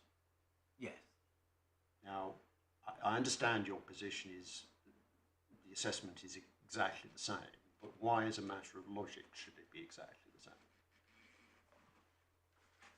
Well, the first point is that if you look at the case law which we quoted in the skeleton, it's been consistently held throughout various judgments, or certainly not criticised until this court, that when you look at, for example, 10.2, 10.3 in the same case, a judge will commonly refer back from one to the other. So they won't do a completely separate ab initio discussion. Well, you're absolutely right. That now, if you look at the case law, you can see judges doing that time and again. Yes. Which is, it's a mental heuristic. It's a very understandable one. I've certainly done it. Doesn't mean to say it's right. No, I was going to come to say that. Just because everybody's done it before doesn't mean that it's right. And given the number of times I've tried to argue novel points, and people have said it's a novel point, therefore it must be bad, I'm not going to say that just because it's a novel point, it's bad. But what I am going to say is that it has happened innumerable occasions at absolutely every level of hierarchy for the best part of 30 years now with respect to this legislation. And that is something I can plead, that it might be a novel point, but it's a pretty unusual novel point. That's as far as that point goes. The next point is that it would be, in my submission, and this goes back to the similarity of the use of the same word in the same sort of context, statutory framework suggests that it's the same test in each context, and not just the infringement context, but also in the registration context, because they mirror that. And I would say that that's logical, because, sorry. Well, yes, of course, we know that the statutory wording is the same in the sense that it says similar in both places, and that's why the threshold is the same. But focusing particularly on this question, there's nothing in the statute about distinctive and dominant components. That's an invention of the Court of Justice. Yes. And it all comes from case law in the likelihood of confusion context. And when you look at the case law, the purpose of the inquiry is to identify that which is distinctive as to trade origin, and why are you concerned to identify that answer? Because that's what's likely to mislead as to trade origin if there's sufficient similarity. How does that analysis feed through into section 10.3? Because the way in which the analysis is done, I accept, commonly it is in the context of whether or not there's going to be any misleading with respect to trade origin. But it's not exclusively and clearly bound by that parameter. there's been no comment that it's not an inappropriate approach when you're looking at, for example, a 10-3 type problem. And developing that, I would say that when you are looking at the objective similarity or otherwise of the mark and the sign, is that the criteria that have been set out, visual, oral, conceptual, are perfectly appropriate to apply in both contexts, a 10-2 context and a 10-3 context, because they cover all the things that you need to think about. And then the difference that may arise is when you go to the next stage.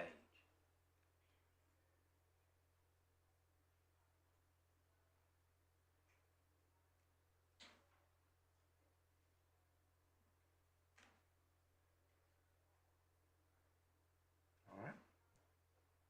And when you go to the next stage, it's accepted on, I think, by everybody, that for both 10-2, 10-3, you need to take into account all the relevant circumstances to see whether or not the similarity with respect to the goods and services and mark and the sign are such that the relevant wrong follows.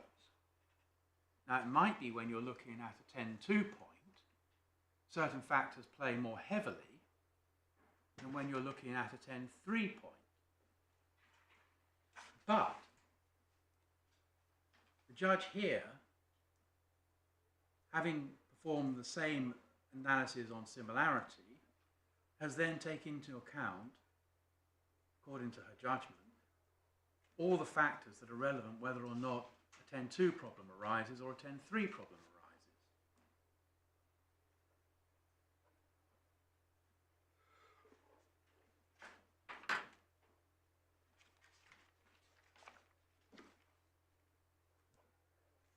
Okay.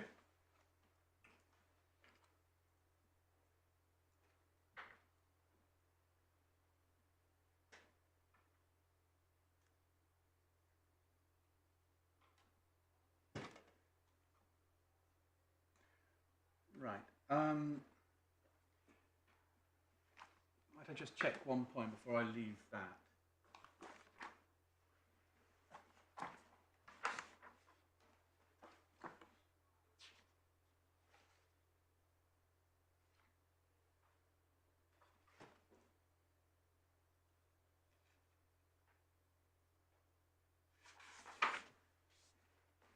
And when I've just said that the judge took into account all the factors with respect to the 10-3 analysis, you can see that expressly in paragraph 134 of the judgment, behind tab 7, page 144.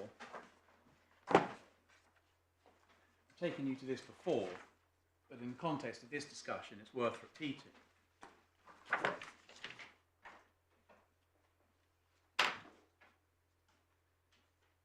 Taking the global view, therefore, although I found the trademark has reputation gained in the course of trade and the trademark as a whole has an enhanced level of distinctiveness because of the level of trade and the promotion, I've also found it has a low level of similarity with the sign. And then she goes on and enumerates a number of points which she thinks are particularly relevant with respect to the 10-3 allegation.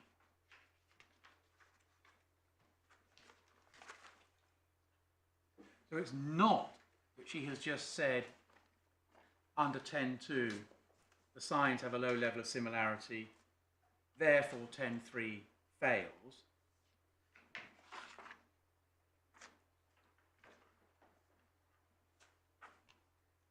You might use that as a starting point, so that's fair enough. She then goes on to elaborate some of the particular points she thinks are relevant.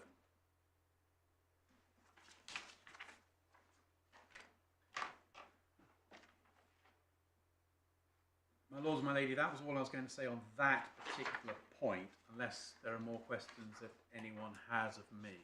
No. Thank you. I think not. In which case, then, the next point that my learned friend dealt with was the sales figures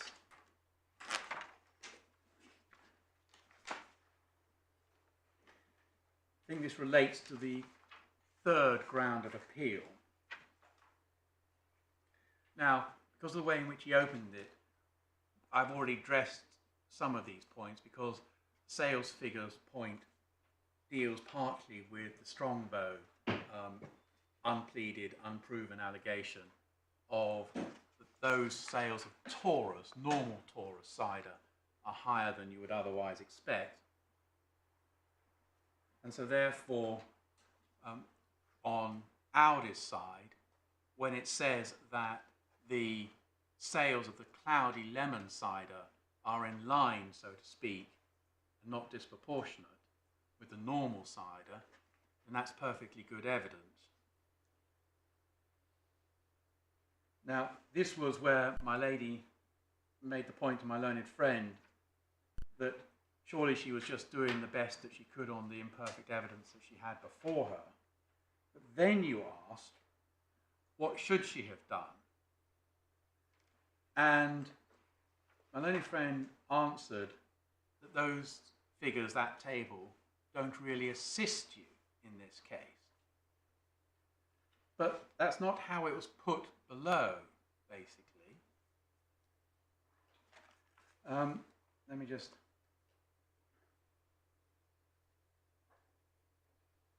So, below, my learned friend did not ask the judge to ignore the table.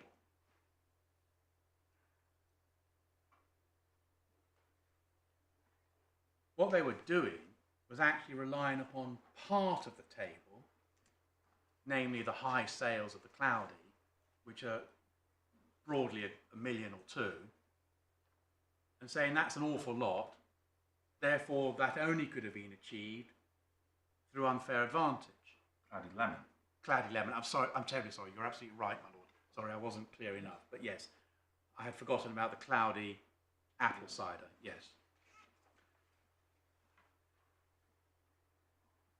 Whereas we rely, in essence, upon the totality of the table. We've got the total sums for 2021 and 2022. No is the long answer. But I could add them up, and I don't have them at my fingertips, is the answer. But you can see they sell a lot of cider. I mean, well, it appears to me a lot of cider.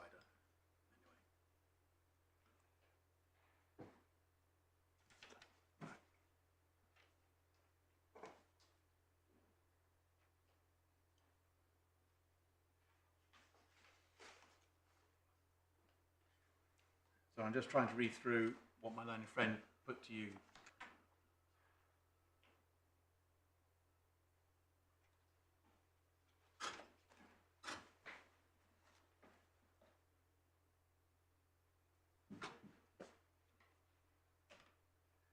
Also, if you read the actual third ground of appeal,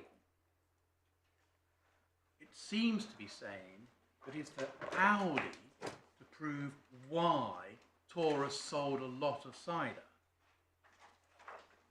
Well, that can't be right. The allegation, surely, is for Thatchers to show that there's been an artificial uplift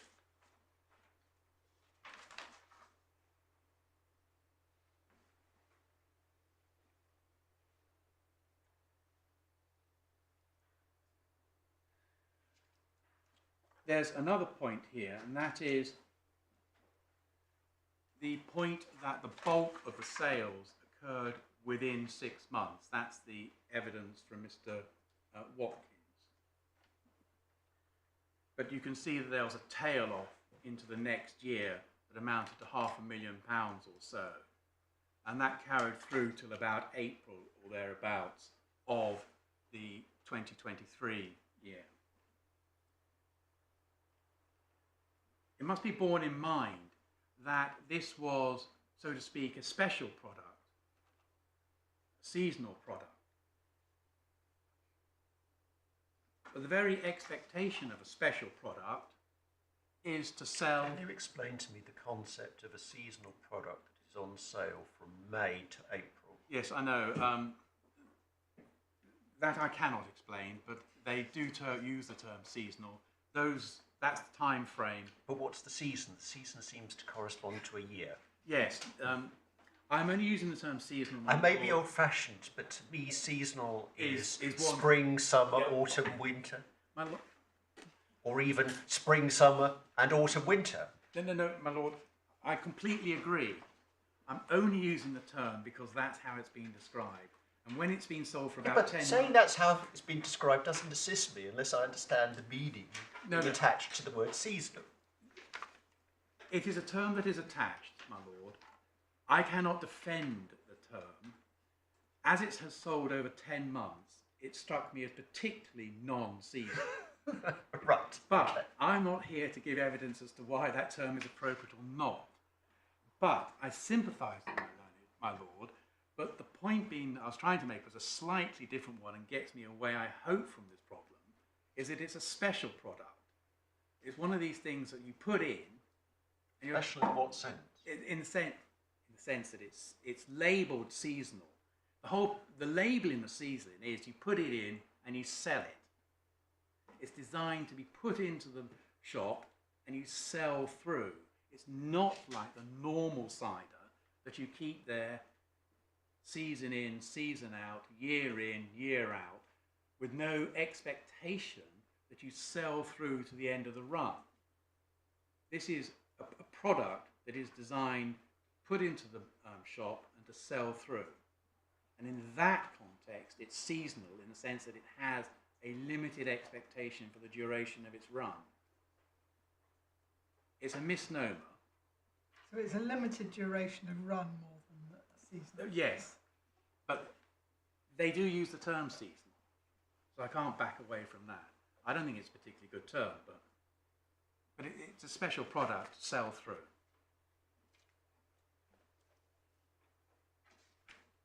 All right. The figures might suggest, and I don't know if Mr. Watkins dealt with this, or suggested, the figures might suggest that some of the sales of original were diverted to the special products, or say lemon. Was that part of the evidence? I don't think that's fully explored, but you can see that from the figures themselves. But that would not be surprising in my submission, just as a general matter. You have some normal product, and then you bring in a special. Now, ideally, it should not cannibalise any of your base product. But if it does... That's why I was slightly interested in what the totals were in each Yes, year. but if it does cannibalise, then that's not a real problem because the special is sold at a higher profit margin. Sold at a higher price. Sorry, the evidence is clear it's sold at a higher price. And I would infer from that it has a higher profit margin. So any cannibalisation, because that's in essence what my lord is talking about, any cannibalisation is not a big problem. Ideally, zero cannibalisation, but you can tolerate it because of what I'm going to infer is a higher profit margin.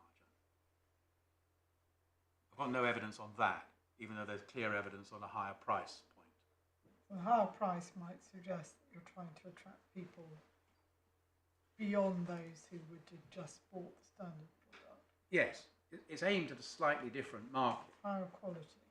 You're trying to expand the market, so to speak.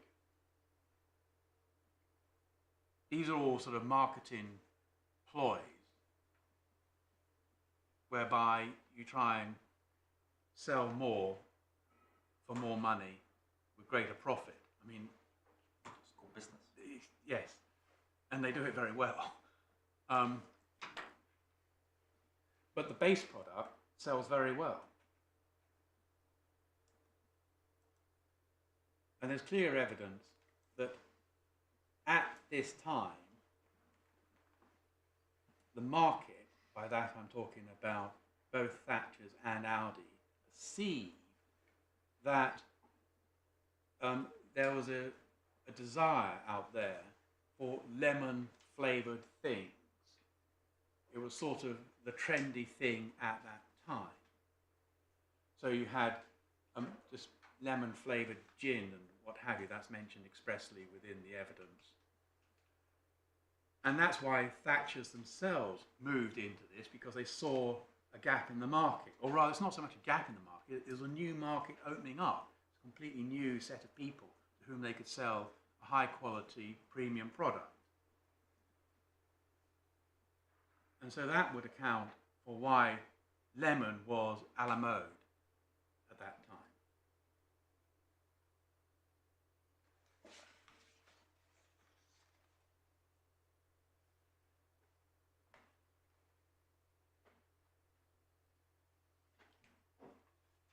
Any other questions on that particular point? No. Don't think so. Then the next point was the change in economic behaviour ground.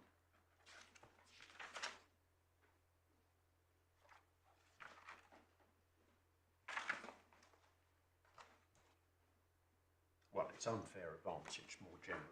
But Yeah, sorry, that was the heading I had in my notes. Just trying to see where it has.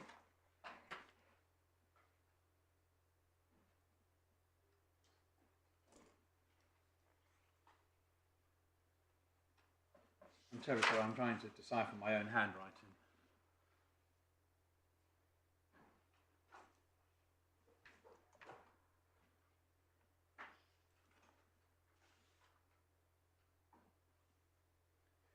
The point about change in economic behaviour, this stems from the Intel case, and in particular paragraphs 76 and 77, which for your reference is the Authorities Bundle 4, tab 34, and page 1453. But what's interesting about that is that that's in the context of dilution, not in the context of unfair advantage.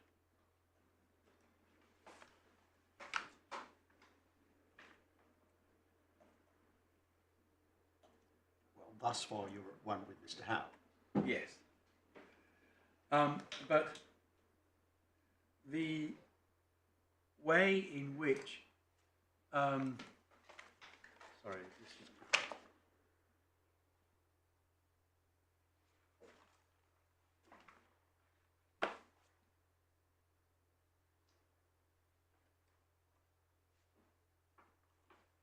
I'm terribly sorry, this doesn't tally up with the way in which I've got it in my notes.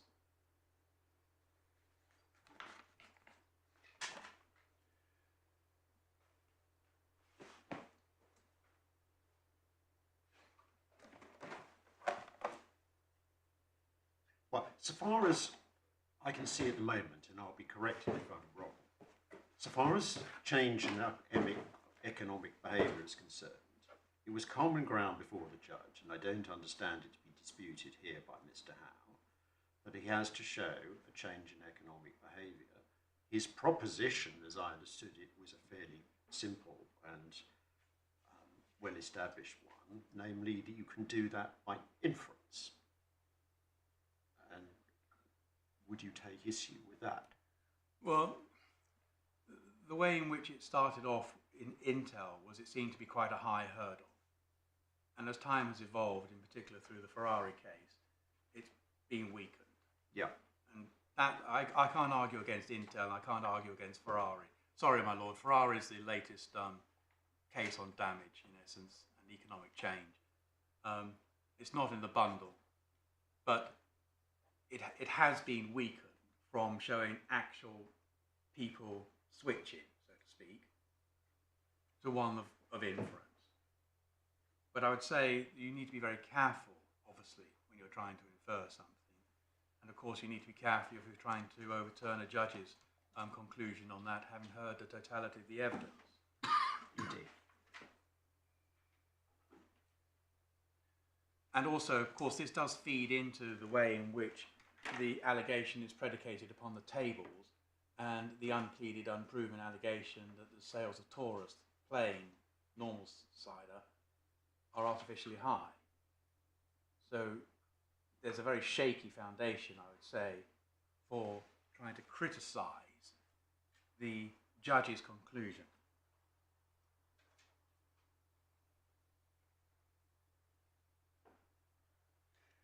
My learned friend did say, and if I've noted it down correctly, if consumers see a familiar trademark, then they're drawn towards it. In my submission, that's a statement that's too broad,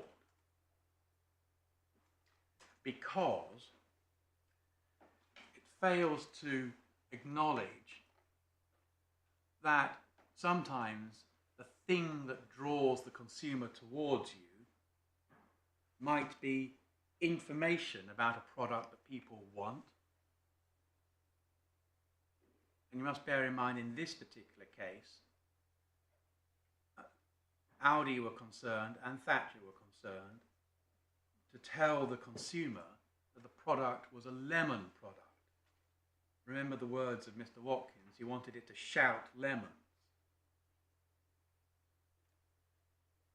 And this goes to a point that my lady made about attracting different people. Maybe people don't like normal cider, but they might like a lemon flavoured cider. It's a different potential group of people. So if you're using some of the elements of the mark, the trademark, but those elements that are describing the characteristic of the product, the lemonness of it, then that would be a perfectly proper drawing of the consumer and not an improper drawing of the consumer. Well, I understand that point, but I'm not quite sure of the relevance of it in circumstances where the judge has found that there's a link in the sense of a calling to mind of the trademark. Yes, but the link, when you're looking in the 10.3 context, must have been predicated not upon any confusion between Thatchers and Torahs. It could only have been predicated upon those elements of the trademark that They know it's different, but it reminds them. So they see the Taurus product and they say, I know that's not Thatchers, but it reminds me of Thatchers. Well, no, there's 2 points there, my lord. The first is that it might bring to mind Thatchers because it has the same commonality of descriptive and non-distinctive points. Then there would be no link. Well, no, there could be a link. That could bring to mind. But this, as you yourself point out, there's hundreds of lemon products on the market. Well, so the mere fact that it makes them think of lemons can't make them think of Thatchers. I think this is where I would say the link can probably be formed quite easily, save for my reservation on this point in the respondent's notice. But the way in which she seemed to form it, the judge, is there was quite a low hurdle. It brings to mind, but it could bring to mind just because of the descriptive and non-distinctive components. So you could say... But that wasn't the judge's finding. Well, and I find it difficult to understand logically how you could find that in a trademark case. Because if all that's in common is non-distinctive elements, and that's all it reminds you of, how can there be a relevant link? Well, it depends, my lord, where you put the onus of the harm. If the hurdle for a link is low, then you need to inquire whether or not there's any relevant mischief, be it detriment to the distinctive character or repute, or taking of unfair advantage. It might be that we place the final analysis of whether there's been a wrong at a different point of the chain of analysis. But surely in your global assessment you have to bring all these things Yes, to bear. exactly. But when you do the global assessment, it could be that you say, I've ticked the box of link, Well, but it that's why I fails. question whether you just tick boxes and then don't sort of look at the substance of it. That seems to be what you're saying. I've ticked a box on a low degree of similarity. I've ticked a box on a link, but it's quite a weak sort of link. And therefore, I don't then go back and look at the two cans or packs. no, but then you take into account whether the low similarity and the weakness of the link gives rise to any advantage. So you take all of the points into consideration.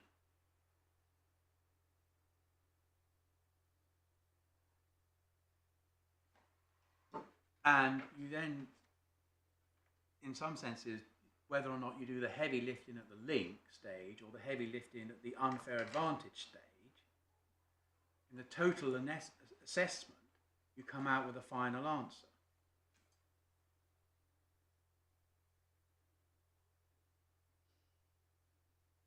We say that if the link, the call into mind, is only because of a commonality of non-distinctive and descriptive things, which is all it can be in this case, and when you feed that weakness of that link into the overall analysis, then she reached the right conclusion that there was no taking of advantage, let alone no taking of an unfair advantage. And you must give weight to that second word, unfair, because otherwise you're just scratching it out of the legislation. And the inclusion of the word unfair, my submission, presupposes that it's possible to take an advantage that is not unfair and therefore not wrong. Yes, it presupposes that you can have a fair advantage. Yes, Sure. yes.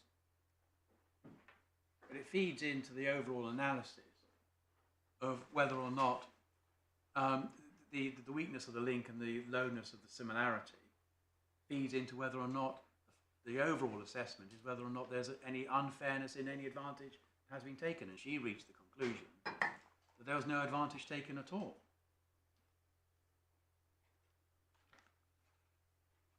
My lords, my lady, how long do you want me to carry on for? Well, it's up to you. We've got another 7 minutes by my watch. Fine.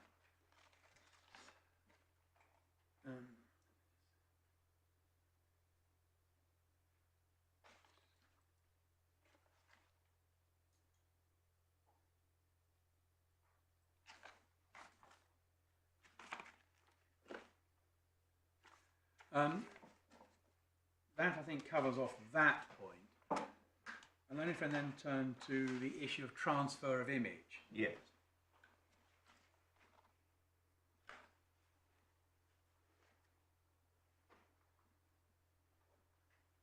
Now, the first point here is that transfer of image is one of those phrases that is not within the statute. It's another one that was invented by the Court of Justice, but Yes. subject to your point on departure, and obviously we'll come to that. Yes. At this stage, we have to apply it. Yes, but with the health warning that in some senses that phrase answers itself. If there is a transfer of image, then it's bad. It doesn't actually answer what is a transfer of image. You don't get much guidance of that from L'Oreal. And in L'Oreal, it's important to note that that case was an imitation case. And remember when I opened up by saying that the word imitation is actually a technical term and it has a meaning. and it was held that the allegedly wrong products were imitations and therefore did not fall within the safe harbour of the comparative advertising directive. Well, that's absolutely right, and I agree with you, it's an important point, but that's downstream, because the comparative advertising directive would have provided a defence if it was applicable. And it was also, it could have been, although due to the way it was implemented in the UK, it couldn't be relied on, it could have provided a separate cause of action. But looking at it from the UK perspective, because it only arises by way of defence, you first of all have to establish unfair advantage, applying ordinary trademark criteria, and then the question is there a defence under the comparative advertising directive? They are two separate questions, although they're related. Yes, but the way in which the L'Oreal case developed was that because it was an imitation, it was therefore presupposed that there was a transfer of image.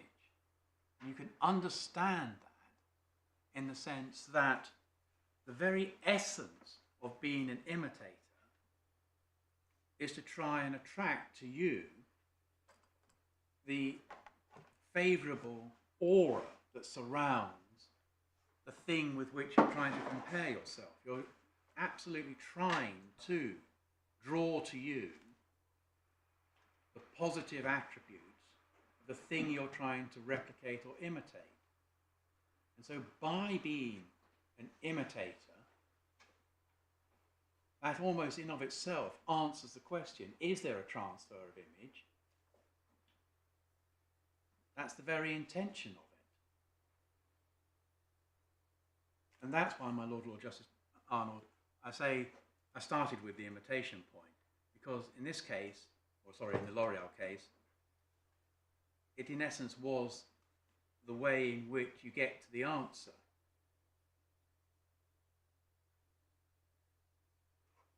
Well, okay, but you're going to have to make that good on what the Court of Justice actually said, because, as I say, I quite see the relevance of the point in the overall scheme of things, but I'm not sure how you get that out of the Court of Justice's reasoning with regard to unfair advantage. It's undoubtedly part of the context and part of the case overall, but how does that bear upon what they said about unfair advantage? Because it's either 41 or 49, I think it might be 49. Well, shall we have a look at it?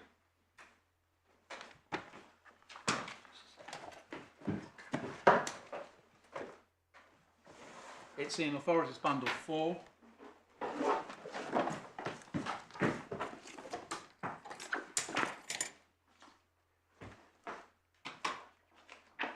Tab 35.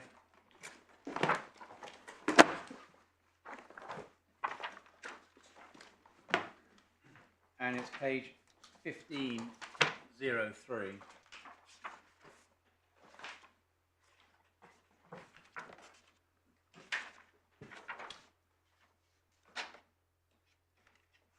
So in 49, in that regards, where a third party attempts, through the use of a sign similar to a mark of the reputation, to ride on the coattails of that mark in order to benefit from its power of attraction. All right, but can we just orient ourselves briefly in the context, because not everybody is familiar with this case, and so we need to understand that in this part of the judgment, the court is answering the fifth question referred by the Court of Appeal, and one can see in paragraph 32, the court says the referring court is essentially asking whether Article 5.2 of Directive 89/104 must be interpreted to mean third-party uses of signs similar to it can be held to take unfair advantage of the mark, where such use gives that party an advantage in the marker's used goods without a likelihood of confusion. So that was the fundamental question, was could you have unfair advantage without either likelihood of confusion or detriment? So that was the question they were addressing. They only got onto the comparative advertising questions, which were questions 3 and 4 at paragraph 66 and following. Hence my question to you which is if you are trying to say that the comparative advertising directive is, as it were, the answer to the problem, I'm struggling to understand that because it's a different part of the judgment addressing different questions from the referring court. Well, yes, my lord. But the point being is that because it was an imitation, that's how they got the fact. Where in this passage, answering question 5, is there any reference to imitation? Well, that doesn't arise there, but it must flow from the fact that if you are an imitator, you are intending. And that's what's in 49. No. Question 5 is a general legal question of interpretation of the trademarks directive, which is, can you have an unfair advantage without likelihood of confusion or detriment? And the answer the court gives is yes.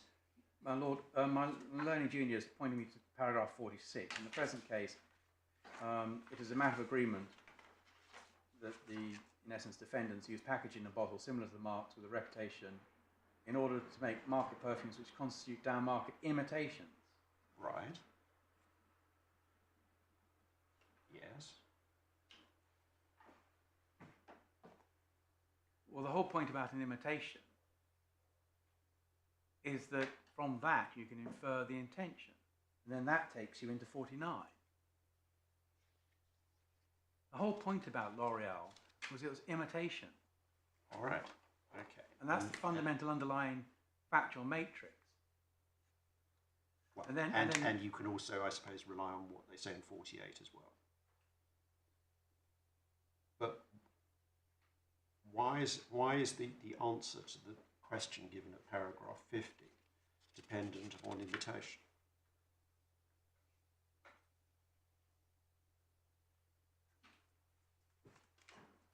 Because in the factual matrix of that case, the alleged wrong was an imitator. And from that, you can deduce other things, or infer other things, in particular with respect to the intention. Right, so in other words, what this goes to is intention. Yes. Well, that I can understand. Sorry. All right, so Sorry. I'm sorry, we've been at cross purposes. Yes, I think we have. Sorry. I thought this was a submission about what unfair advantage was about, but if it's a submission about intention, well, then I have much less problems. Sorry, it feeds into that. I'm sorry about that, my lord. I mean, of course, one of the questions with unfair advantage is always, well, do you have to show intention? If so, why? But I quite take the point that in the facts of that case, intention was pretty open and shut because it was agreed they were imitations. Yes, but the trouble is that completely permeates the whole case.